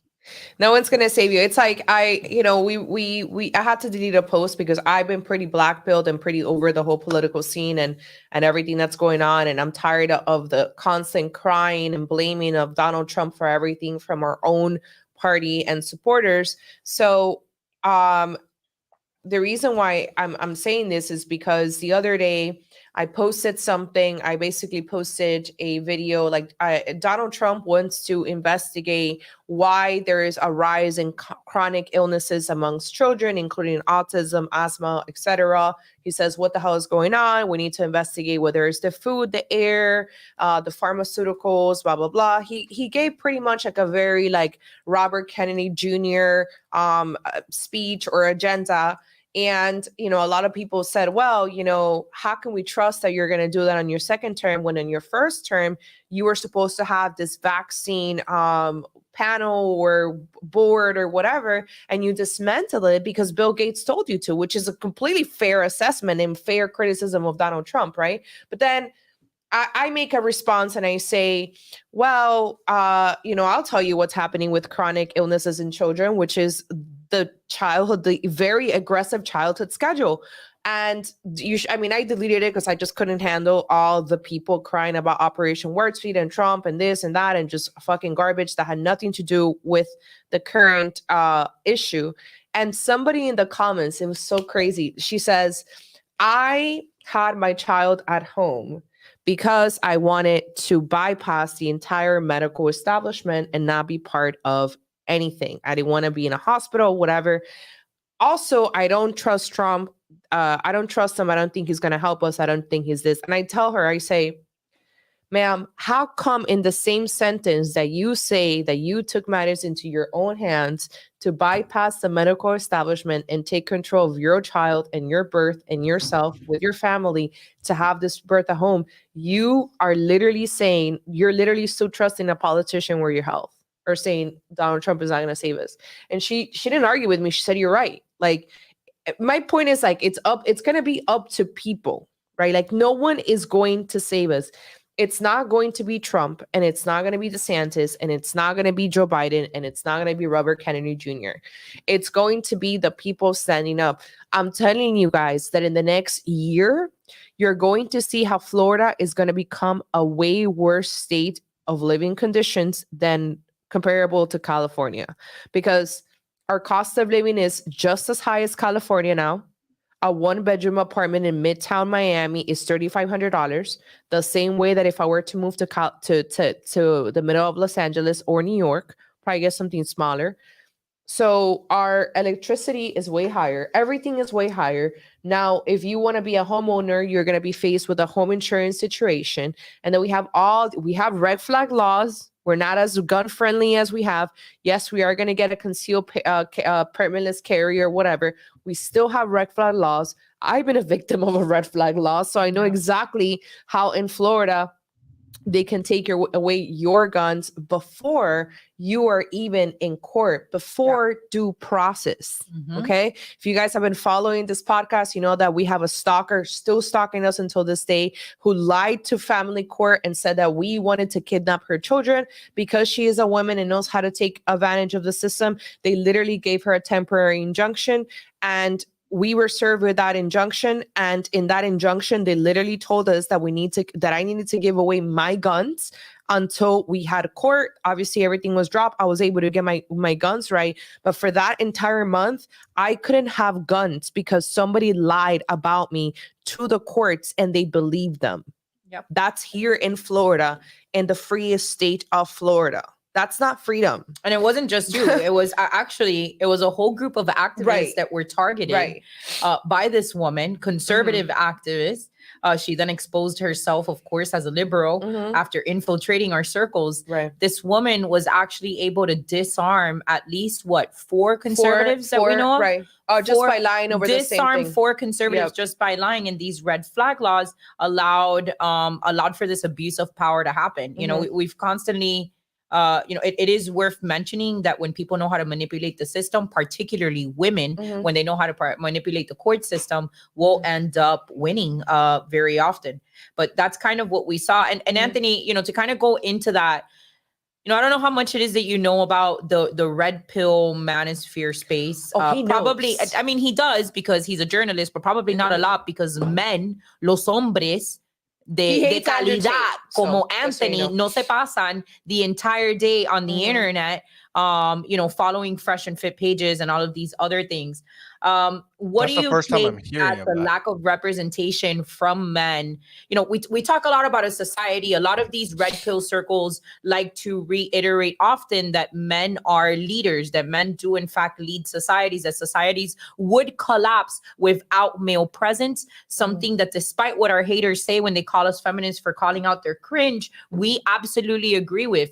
A society without men will collapse, which I think is what we're seeing right now is a product of men not being involved. When you have groups of mothers that should be taking care of their children's basic needs, like eating and making sure that they have a safe roof and that they've got a home to go to, these women are now in the front lines of a cultural war where there is no male presence. So what do you make of the simultaneous rise of the red pill manosphere community and characters like Andrew Tate being idolized because they've got Bugattis and access to lots of women, while in real life we've got women in leading in the front lines to truly protect the future, which is children, which should be what men most value in this world, as far as protectors go. Yeah, I'll be honest. I don't know what Fresh and Fit is. I assume it's like Andrew Tate style, kind of like commentary. Yes. What is that? Okay, so I actually lost a lot of followers because about maybe a year ago or so, Andrew Tate kind of came out stating something about. He said a comment on fatherhood, basically stating that if his children were to ever come up to him and they started crying or they had a problem, that they would tell him, "Oh, don't come to me with this problem. Go talk to your mom about it." And it was kind of like his delivery, which I think is kind of like the bigger problem with Andrew Tate is his delivery. Now, some people like to just kind of harness that energy and be like, "Oh, it's because you're soft," right? Well, you got to remember that I'm a successfully married man of over 15 years. I got married at 18 years old. I Three have three children. I have 3 children of my own. I live in got one of you. the most expensive areas in the entire country. I have a 5-bedroom house. I have no debt. Both of my cars are paid off. I'd like to say that I'm pretty well off, and I might not have a Bugatti, but I think that Andrew Tate's Bugatti was repossessed, so neither does he. You know, it was Good taken one. away. You know, when that happened. I don't know if it's been returned or not. But here's my thing. I understand that there are a lot of young children, especially young boys, that do need that male father figure. My children don't, because I am here, right? And so here you have Andrew Tate, who is a man that I think has multiple kids. I think he's got 11 kids, if I'm not mistaken. Again, I'm not well known. Oh my on the guy. God, 11 Has- kids. with I don't know different if it's. I know that he's Oh got my a few goodness. kids. And- I know and he's got a here's- few. I don't know if it's 11, but I know it's a number of them. and the thing is, he has them with multiple families. And so the thing is that's not as a Christian man, like that's not what you do, right? You don't go around with multiple women and have multiple kids, or just abandon your family, whatever it is, to seek this kind of like thrilling life in the rich culture and this manosphere. I guess that's what it's called. Um, the reality is that as a Christian myself, I am loyal to one woman and one woman only, and that is my queen. That is my wife. And to me, there's no better example to your children than to show them that as a man, as a Christian, you build your kingdom and you're there for your wife and you're loyal to her. Now, I've seen some other podcasts, or whatever podcast had this other guy. I think you guys had him as well. I forget what his name is, that said that, he was asked by Leela Rose, who is a traditional Catholic woman married with children. And she's the founder Beautiful. of the largest, I believe, pro-life organization, nonprofit in the nation, Live Action Org. She asked this man, again, I don't know what this guy's name is, but I know that he's Justin Waller. Justin Waller. Ask him a simple question. Here you are on this podcast, sir, and you're talking about high value and discipline and the need for men to be strong. But why can't you tie yourself down to one woman? And his answer was, that's just not the way I'm built. That is correct. And a lot of people would argue, and they tell me, Anthony, he is right. He is objectively right. Men are wired to have and want to be promiscuous and to want to have lots of women. What is wrong with that? Well, I'll tell you what's wrong with that. My Lord and Savior, my King of Kings has commanded me. It is marriage is between one man and one woman. I am not called upon to be promiscuous with others. Besides, if you marry a Latina, it's like being married to many women because you never know how they're going to wake up. One day they'll slash your tires. One day they'll cook you food. You just don't know You what you're going to get literally with never Latina. know. You literally never know, right? You don't even know. You could be poisoned with your sandwich or your sancocho that day. You don't know. You don't know. Right. I'll tell you this. Somebody said everyone's idea of a high value man is different, and I agree with that. Yeah. Because our idea of a high value man is not somebody that has a Bugatti, but somebody, a supermodel or somebody that would be considered, of a higher status women than us, or a class or whatever. Right. She could want the man who's going to give her a penthouse and a Bugatti and a monthly trip to Paris, and she has to fly private. So it really depends, and we're not here to judge upon what you guys think. But it really all depends also, because like even a girl that's got like a high status and is probably like a beautiful woman, like they still want stability. Like Giselle Bundchen still married the star quarterback of the Patriots. Like she still wanted to get married and have that family life. And I think that a lot of these men that are represented by the manosphere, which might add, I think that the biggest problem of the movement is that it is in fact a godless movement. They claim religions only based off which religions are going to give them access to the most women. And that's what I do think it's most flawed about the movement, that because it's godless, it's got no real direction. What I've noticed within this movement, there's also there's a lot of like low self-esteem, and you see that also there's a lot of low self-esteem, and you see that also with like OnlyFans models. And Megan Fox came out recently, who's you could say she's a beautiful, stunning, banging body. She was just in the cover of the swimsuit Swim Week, Sports Illustrated, and she came out to say that she's always hated her body. She has a beautiful body and body dysmorphia. So a lot of times these individuals that are perceived to be that have a lot of confidence or show off or whatever are actually the ones that are the least confident. And I feel that with the manosphere, I've definitely seen that with women and men. Me and Bella were making the case last week, and we have in the last two podcasts, how even if you're a short man, you're still going to be, you can still get laid, right? So if you're 5'6", you can get a girlfriend who's 5'2" or 5'4", and let's not talk about the girls who are taller. It's about, to add to the comment that it's not even it's so much more than just getting laid. Like as a short man, you can find a valuable woman to you. And again, it all depends off what you have access to. I'm going to repeat again what we said last week. The internet gives men and women alike a fake illusion on what options you have available to you. You can have whatever preference in the world you prefer. You can be a 45-year-old man that would love to date a 21-year-old woman. That doesn't mean that a plethora of 21-year-old women are going to be available to you as options. Right. So in reality, what you consider high value can only be determined by what you have access to. Right. What is high value according to the options that you have? We know that statistically men tend to have less options than women. So if your only two options is a severely obese and overweight virgin at 22 years old and a single mother that's 35 that takes care of herself and has a job and does all of these other things, then your high value option is in fact a post-wall single mom and not the 21-year-old virgin. Well, so can I say something real quick? Yeah, of course, I just wanted to add in. please. So I pulled up the article because some of the people were kind of laughing off my comment or saying that they didn't believe it. But this is a fact. Andrew Tate has said that he has anywhere between 10 and 12 kids with different women around the world. So Andrew, this is source here. How many wives and kids does Andrew Tate have? Andrew Tate recently revealed to streamer and friend Aiden Ross that he has more than 10 children around the world with different mothers. And his exact quote, if I'm not taking it out of context, he said anywhere between 10 and 12. That is not a disciplined man. I mean, sure, he is a good-looking guy. He's been able to achieve a lot of wealth.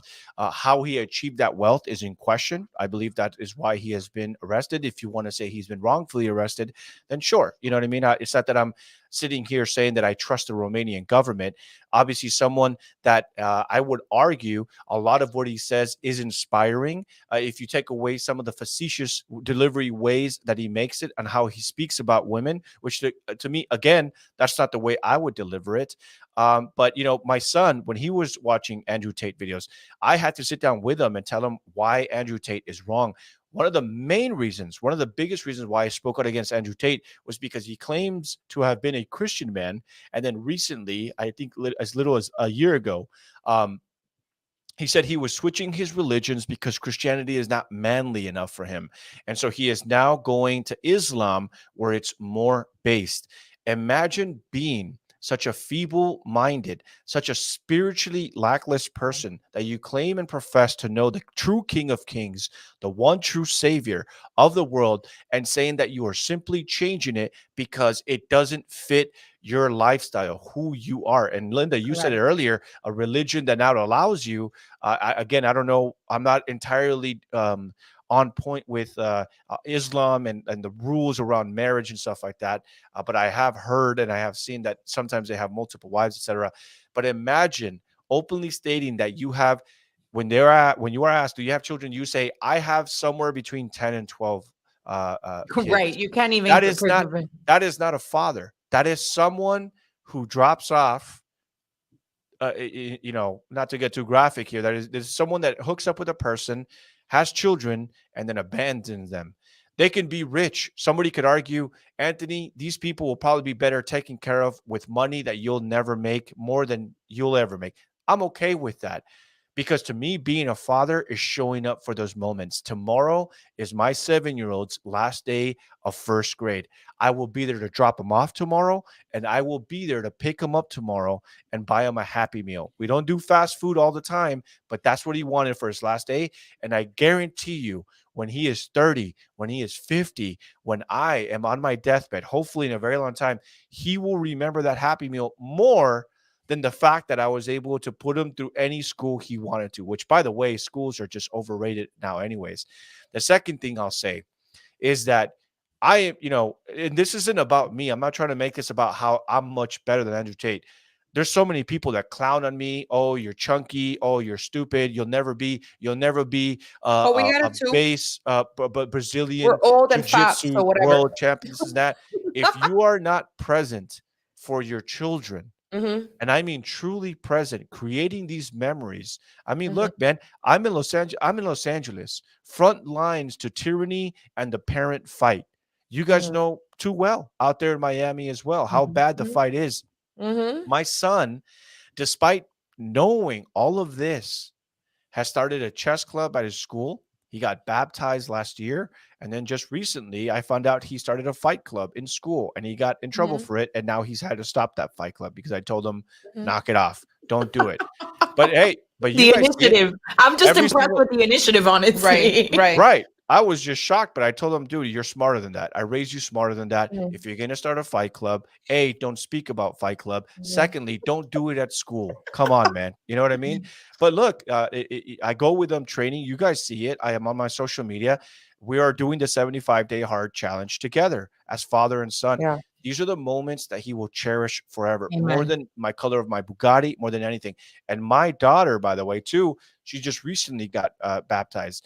Even though she's going through all the curriculum and all this stuff that's being exposed to her, even though we live in a very liberal city, this is not, she has gotten baptized and she has accepted Jesus Christ as her Lord and Savior. That to me, like my wife would see me as the most high valued man, more than Andrew Tate, who has abandoned his children. Not just your wife.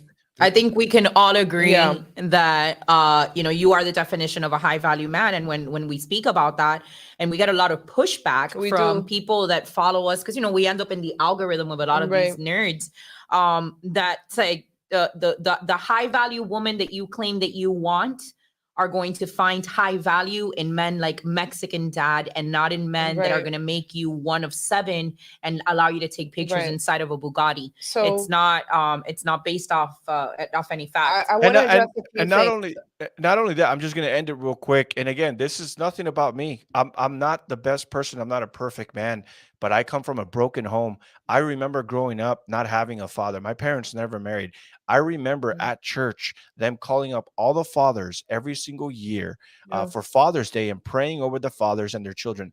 I never had a father that got called up and was there for me. So I Mhm. made an oath to myself. I stayed away from the gangs. I stayed away from drugs. I don't drink. I don't smoke. I used to get very drunk and I dropped that. And I used to smoke before my children came into the picture. And I stopped because to me, they're the most important. And I remember, I still feel that emptiness that I had never being able to see my dad. So I made I swore to myself, no matter how bad it gets, I will always be there for my children. And to me, that's more important than Yeah. seeking other women.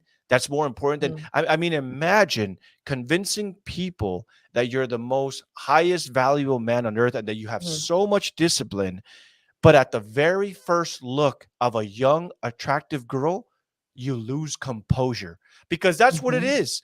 That's what it is. This man that was asked by Lila Rose, why is it that you can't be loyal to one woman? Lost To, it. I mean, he got so triggered Yeah.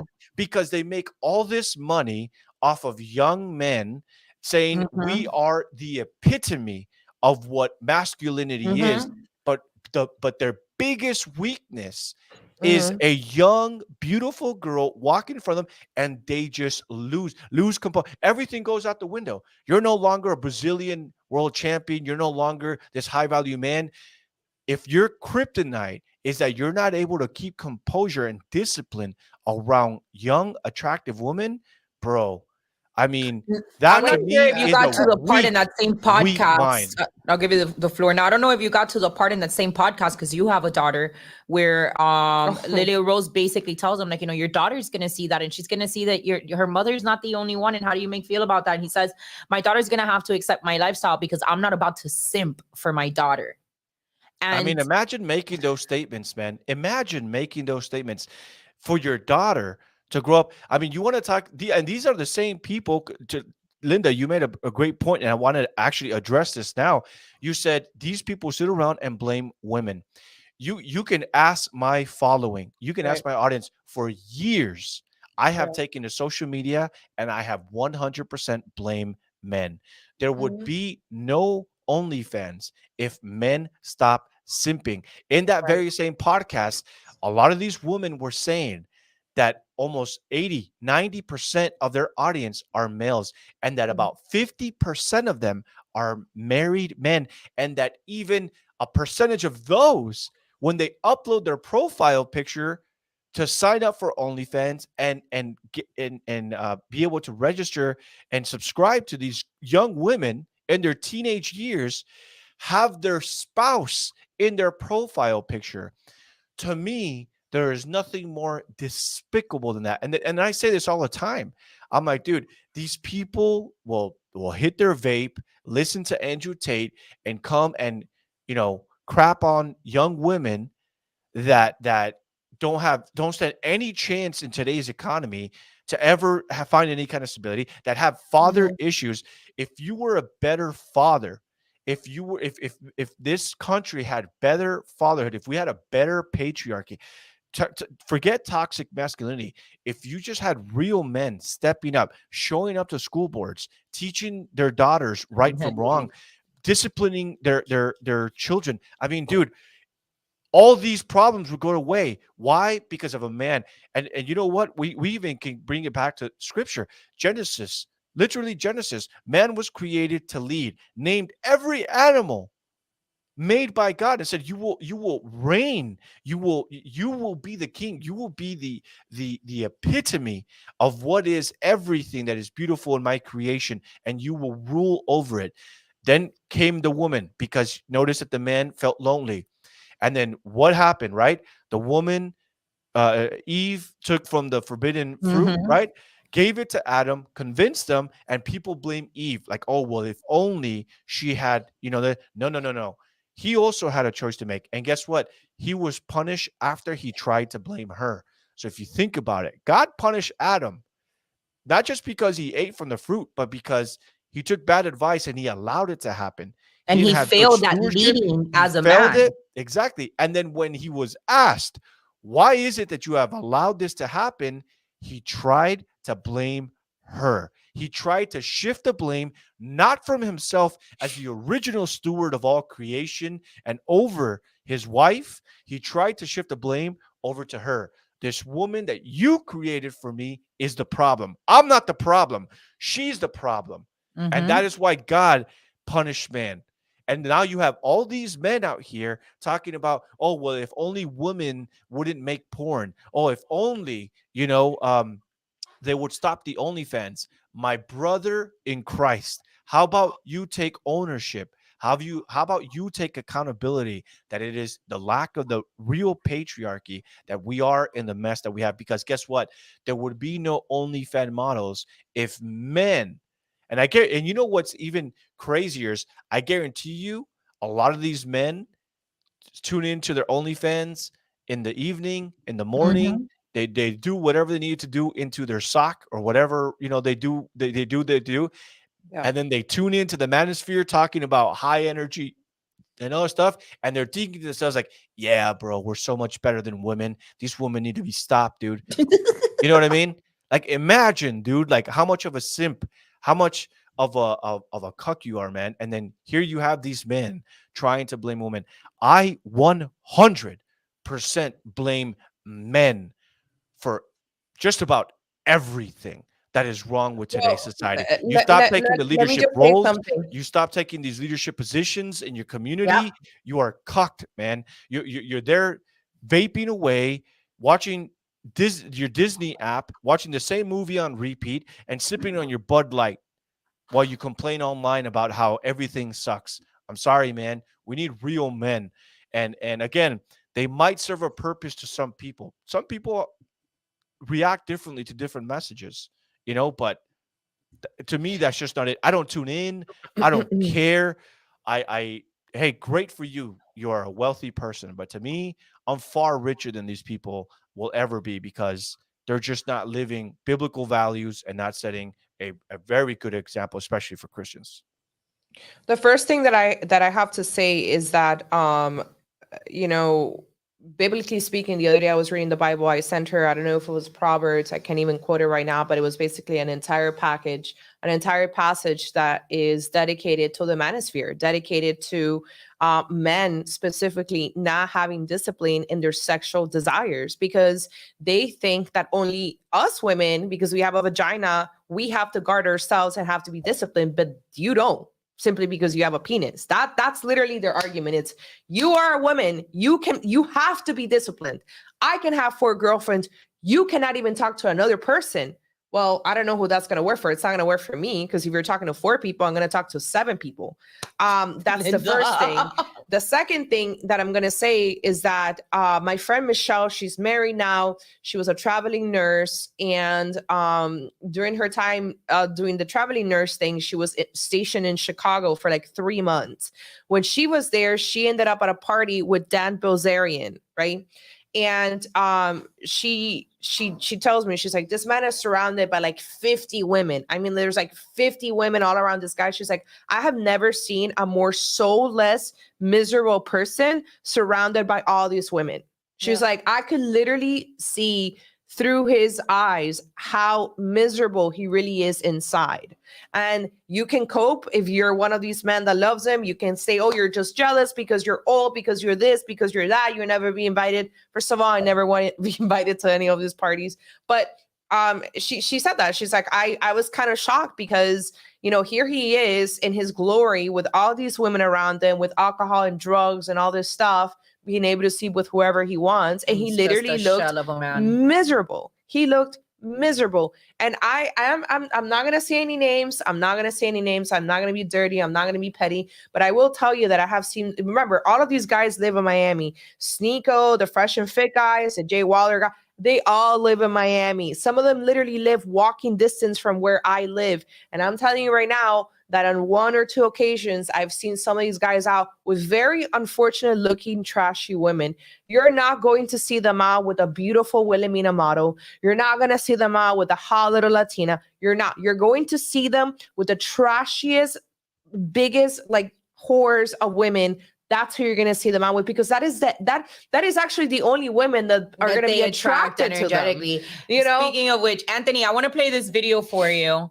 So within the manosphere, there's a trend that exists, the passport bros, where they advise men to go off to countries like third world countries of poverty and find a wife there because they're more traditional. passport bros is what they're called. Yeah, passport bros. They're called passport bros, and they basically travel to these third world countries in hopes of finding a more traditional wife. Now, I'll set up this video by bringing up again the point that we just made, which is that a lot of these men choose their religion and are flocking towards Islam because they believe that in Islam it is allowed and celebrated when a man has several girlfriends, completely ignoring that even in the Quran, a man is still asked to take responsibility and step up as a husband, not a boyfriend to 7 people. But I want to play this video for you and get your thoughts. Let me make sure that it's at the beginning. Arab household, the man usually is the provider financially, and that's just how it is. That is just something I wasn't prepared for. Most Arab women expect that. Just like most American people expect the woman to contribute half, or not half, just contribute. But you're not dealing with an American woman. No, but she'd have to deal with some of my things though too.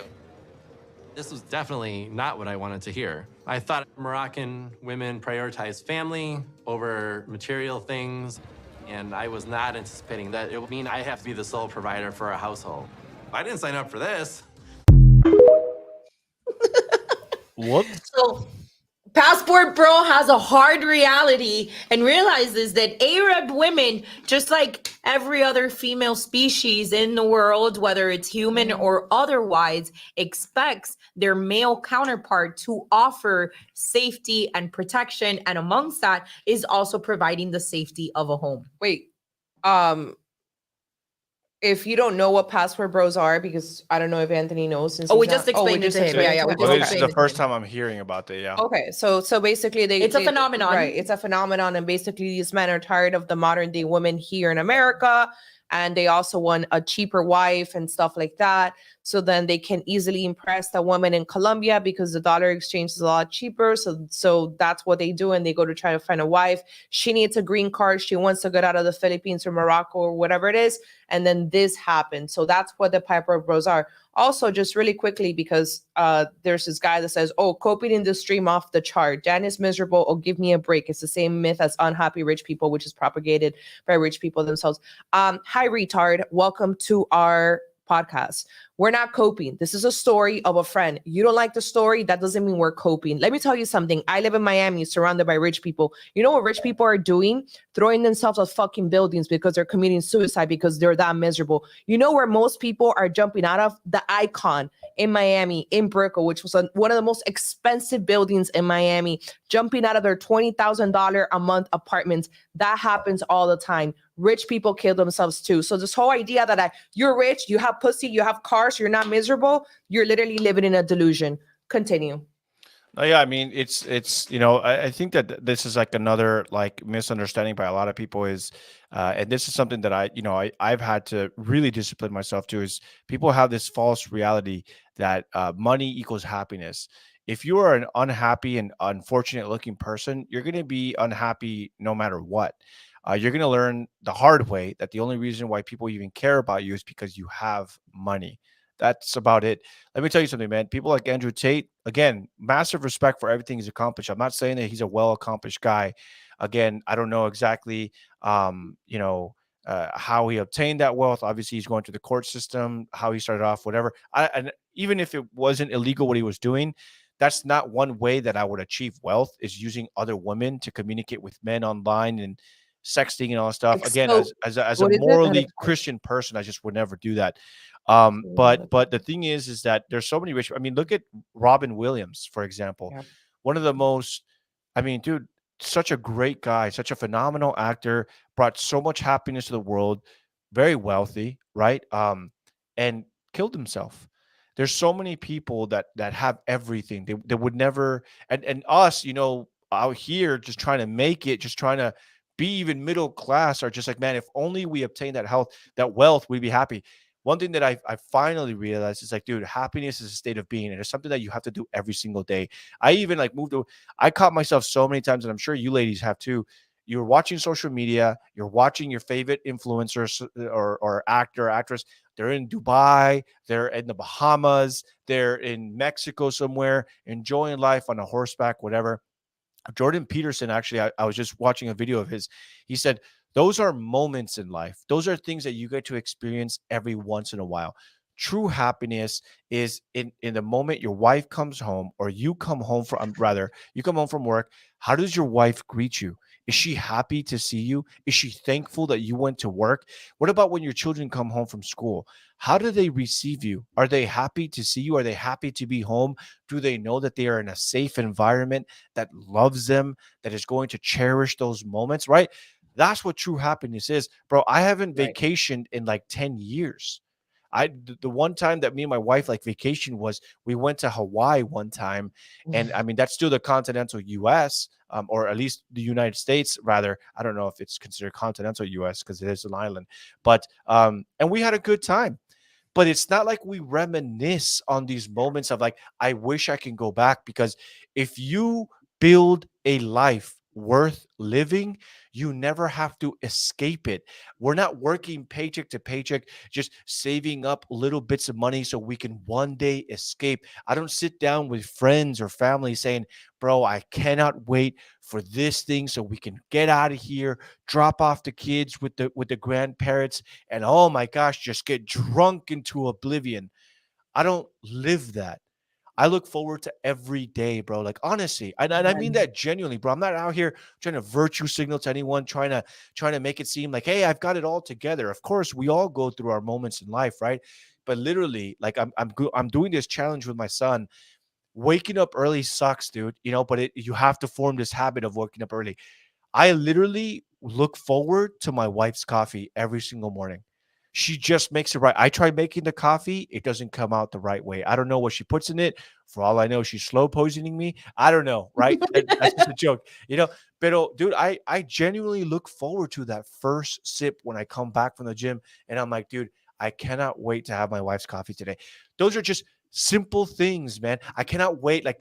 Dude, honestly, like I cannot wait to pick up my son from school tomorrow, to see the smile in his face. Like those are the moments that you live for. If you have that, like, dude, no Bugattis in the world, no amount of money in the world can ever truly replace those little moments in life, bro, that you have to be there for. You have to be present for. You have to cherish them. I know one saying that a lot of people say is, you never know what you had until it's gone, until it's in the past. You're like, damn, bro, we actually had it good. I'm kind of the opposite. I'm one of those people that I'm seeing what's happening. Dude, I can't tell you how many times I go into my 7-year-old. Just a simple fact. I mean, dude, it blows my mind. I'll be playing Mario Party with my son on a Nintendo Switch. I look over to him. He's 7 years old now. His birthday was just a couple weeks ago. I look over to him and I cherish the moment, because when I was 7 years old, I never had my dad to look over to me and say, good job, son. I never had that. So just that alone is worth more than any trip in the world to the fanciest dinners in the world. Being able to tell myself, dude, I did it. My great grandfather Yeah. abandoned his wife and his children for other women. My grandfather abandoned his wife for children, for other women, and he abandoned his children. My father never married my mother and abandoned me at 3 years old for other. And I've since reconciled with my dad. I'm actually I have a pretty decent relationship with him. Not trying to knock the guy, but I'm looking at these generational sins that I would have never been able to break if it wasn't for Jesus Christ, my King of Kings. And here I am breaking this cycle, married before having children, married young, and it comes with flaws. It's hardships that you go through, right? No marriage is perfect. Not saying mine is. It's gone a long way to where we are today. But being able to look at my son, and we're playing Mario Party, and he's laughing and he's giggling, and I'm tickling him, and he's just kind of like, squirming around. I'm like, dude, that's something I never had. And that to me is worth more The than value more than anything. everything, man. You know what I'm saying? Can And I like tell that's you? why, go ahead, yeah. I had an experience earlier this year in January. We lost one of our dogs. It's a dog that my husband was with for about 6 years before him and I got together, but very much our dog, right? We don't have children, so we have our dogs that we love. And in January, his dog got sick, our dog, but his dog, I make that emphasis because it's important. His dog got sick, and I was completely devastated by it because these are like our children. And I remember it sticking out to me that my husband made such a point to remain composed for both of us, to remain in a masculine energy of leadership that allowed me to mourn that, even at the sacrifice of his own mourning to it, because he took that position of leadership. And I it sticks out to me, and it's probably something that I'm never going to forget, because I was so grateful for my husband's presence as a masculine leader at that point. The fact that he would take away from himself that moment to grieve what he was rightfully meant to grieve, to gift me the opportunity to be in this very soft feminine energy. And I see so much more value in that safe space that a man like my husband would create for me than anything a man with a Bugatti could offer me by making me one of 7.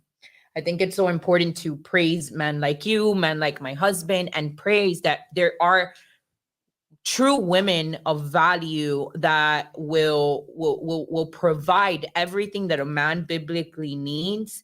And you don't need to have a Bugatti, you don't need to have a 6-pack, you don't need to be 6 feet tall. The qualities that really attract women to men are not those things. They are these moments where men can rise up and be true men and leaders within their homes.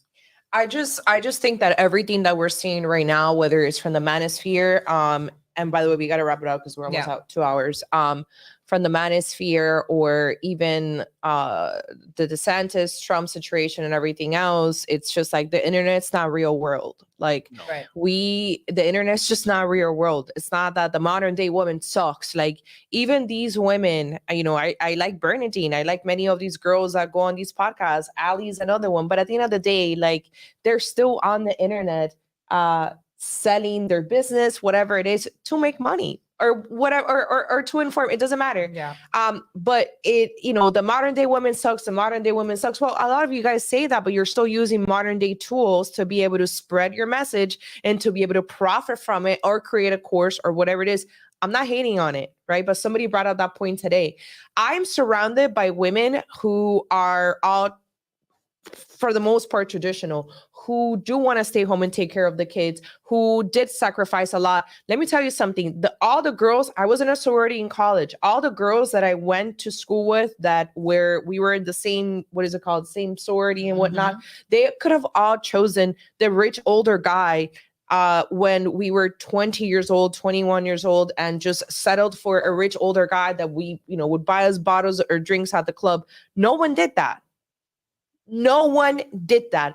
Everybody stayed with their college sweethearts that were equally poor, maybe not poor, but you know what it is. You start from zero and build a family. They wanted build to a build life and harvest together. Plant seeds to harvest together. Everyone that I know. Okay. And we're talking about women that are in a very sinful city like Miami that have a lot of options. There's clubs, there's pool parties, there's yacht parties.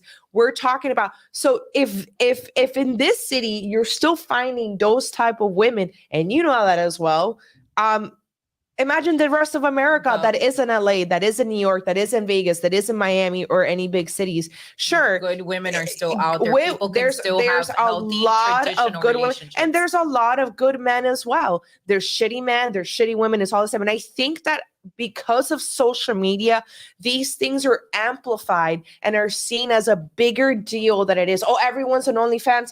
No, they're not. There's a lot of women like us, many women. There girls that are on OnlyFans selling themselves and being, completely whatever you want to call it, hoes or not hoes. There's a lot of those women. But the reality is that there's also a lot of us. right? And there's also a lot of Anthonys out there. And there's also the majority of the people are like that.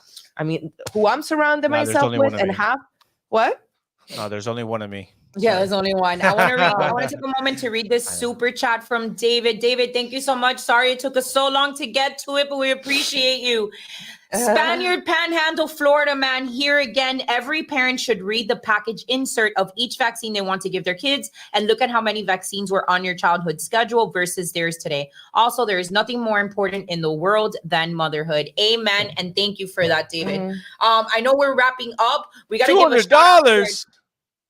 That's right. Our followers love us. They love us. They love us and they love you. Damn. I do want to play this. I'm not going to ask for a lot of commentary because we don't have a lot of time. But before we wrap up and go to our sponsors, I want to course correct this ad that Ron DeSantis dropped. So for those of you that are unaware, Ron DeSantis is currently getting a lot of heat on Twitter because part of his ad was that he used an AI generated image of Trump being friendly towards Fauci.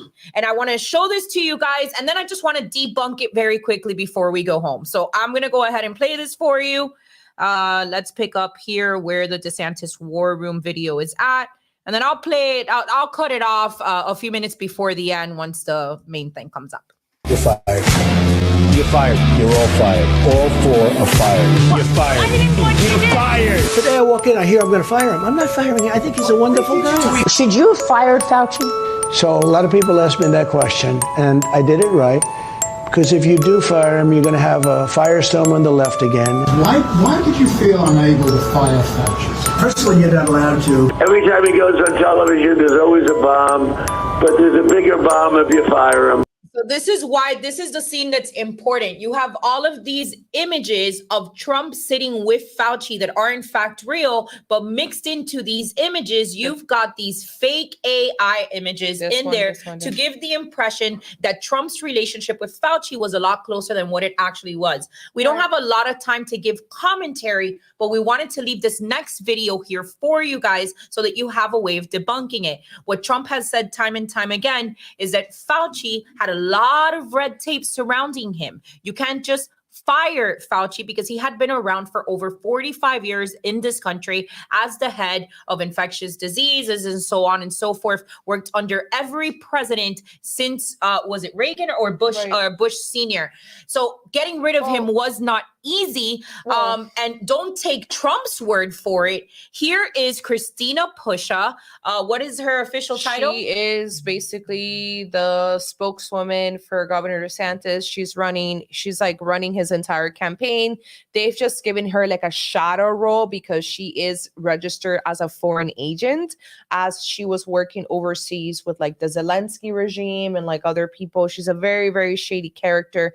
But I just want to correct you on something, because that video did get community noted on Twitter. We weren't able to talk about that today, but Twitter has a method of fact checking posts or adding context to tweets that are not true or whatever it may be. It's basically the equivalent of fact checkers on Instagram and Facebook, and it's being weaponized by the DeSantis team and Elon Musk to basically debunk or add context to anything and everything a Trump surrogate or a Trump campaign member says. And fortify the elections. Of Ron DeSantis. So basically, under that AI generated image, it says that, but it also says Donald Trump could not, literally, they posted it. I'm shocked you didn't see it on the text. It said that Donald Trump could not get rid of Fauci because, and then they list the reasons why. Let's hear it directly from Miss Christina Pusha herself, who is the one leading the attacks against President Trump.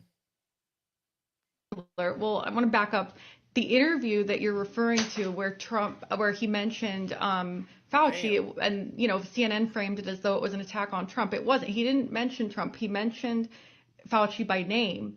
And he clearly, if you listen to the context of that interview on the Ruthless podcast, he clearly put the blame on Fauci for this idea that lockdowns would work to control the spread. And, I think though, let's say, one day Governor DeSantis is president and Fauci is still around. And again, like I said, I don't know what he's going to do, but Fauci would be 83. I mean, just so you know. I mean, he seems when, like he's if DeSantis was president, he would be 83. He seems like he's still pretty energetic and obviously has a huge role in the Biden administration, a very negative role, but he has a lot of power. So seems to, as old as he is, he's still sharp. I would say as a civil servant, you're limited in terms of what you can do in terms of firing civil servants. But as far as your question about there we go. That is Governor DeSantis's spokeswoman herself, who's only 31 years old. This woman is 31 years old. I'm not going to trash her, but I will say that she has a really bad doctor. It's kind of sad that she looks that way. She used to be really pretty when she was younger. She's only 31 years old.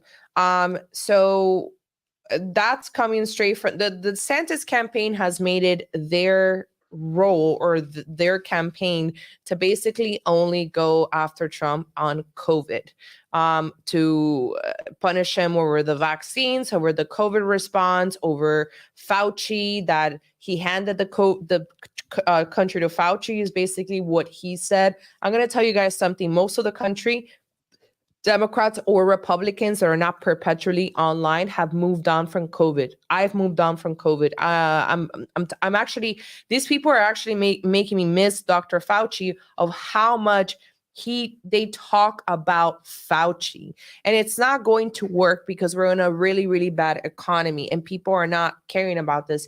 80% of the population got the vaccine, the first dose. Governor DeSantis got the vaccine. The majority of his supporters got the vaccine. So it's just not going to work. Somebody said, you guys believe Trump was just some genius and not a crazy old man who only cared about his celebrity image. And then they also said, this is why you conservatives are too far gone. You'll follow Trump into hell. You guys are ruining your country by voting against your own interests. You know what? I'm not even gonna know because I know that you're probably one of Destiny's followers. So let me address it. So I'm going to address the Soros guy. First of all, if Trump wanted to care or wanted to save his celebrity image, he would have never ran for president. I guess you and I don't live in the same reality where Trump has been trashed and dragged through the mud in the last 6 to 7 years, where he had a cushy, perfect life, where he was invited to awards, where he was best friends with Puff Daddy and Jennifer Lopez, and everybody went to his Mar-a-Lago state for New Year's Eve, and everybody loved him until he ran for president. If he really wanted to conserve his image, he would have stayed as he was, a private person. Back then, because you're sheep, that's what you are. Back then, you didn't hate Trump. You never hated Trump until CNN or your favorite celebrity or somebody told you that Trump was a bad person and you needed to hate him. Also, I'm not really sure why people keep bringing up, this is why you conservatives are far gone. What's far gone? I'm so tired of addressing this. Far gone, voting against our interests. Let's see, what does the Democratic Party have for us? Higher taxes, mutilation of children, abortion up to 5 months, which Destiny, I guess, seems to agree. What else? No gender roles. Religion is basically like it should be obsolete. They don't care about the Second Amendment. They definitely don't care about freedom of speech. They persecute their political opponents. What exactly do you think that people like me care about? You think that we care about an open border? You think that I care about illegals being arrested or something like that? I can tell you right now that no, I don't want an open border. I don't want illegal immigration. Most people don't, and you probably shouldn't either, because it brings a lot of problems to our communities. That is my answer to that. It's kind of annoying at this point. The support for Trump has only grown within the Latino community, within the Black community, within the gay community. How long are you guys going to keep on with the same fucking bullshit as opposed to talking about policy? How long are you guys going to keep crying about you vote for what is it? You vote against your interest. Your better interest. What interest? They think because we're Latinas that we need to vote for Democrats. I'm a citizen. The Democrats. I'm a citizen. I don't care about immigration. Okay. If the only thing that I can say about immigration was that Trump offered a pathway to citizenship for DACA, which the Democrats denied on 3 separate occasions. Trump still won. He used the military to get money for the wall, and the kids still do not have a pathway to citizenship. Democrats have the majority right now, and they have the presidency, and those kids still do not have a pathway to citizenship. So what are you still crying about?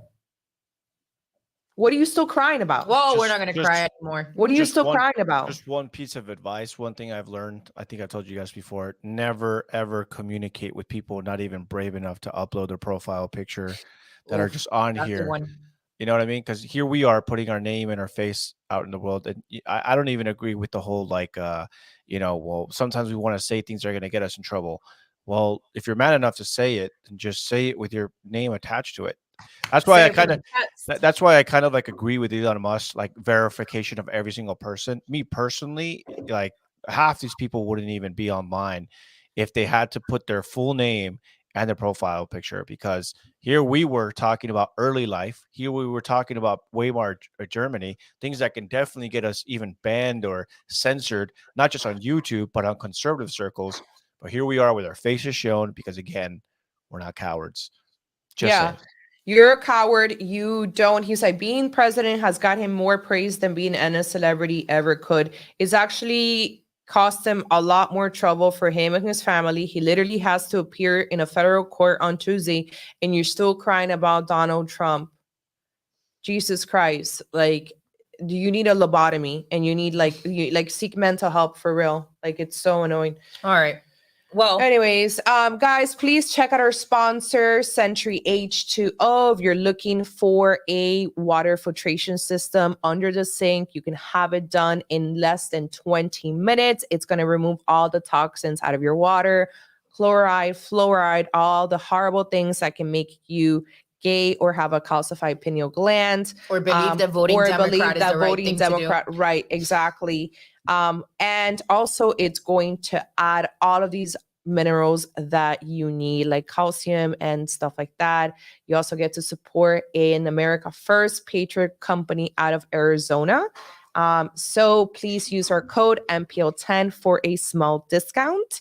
And we are logging off. Thank you, Anthony. No, one last comment, which is this last donation that came through. Thank you, John, for the super chat. This is one of Destiny's fans, and he's like, as a lib, I love Trump. He conquered one side of the establishment and used it to mock and expose the other. And that's exactly why we're Trump supporters, John. Thank you for that feedback. Guys, thank you so much for logging in with us tonight. Anthony, where can they find you? At Inform with Anthony. I go by Inform with Anthony. I'm here on YouTube. I have a daily morning show, 9 a.m., breaking news, culture, politics, and then over on all other social medias at Informed with Anthony. You guys can tune in. Just on Twitter, it's a little bit different. It's just my name, at Anthony Cabasa _. So thank you, ladies, for having me. You guys rock. Guys, thank you so much for being on with us tonight. We will see you next Thursday, 9 p.m. Eastern. In the meantime, please like this video if you didn't while you were here. Please subscribe to our channel if you didn't while you were here. And check us out on Instagram and on Twitter, where we are absolutely feral. Thank you. And I will see you next week. Bye, guys.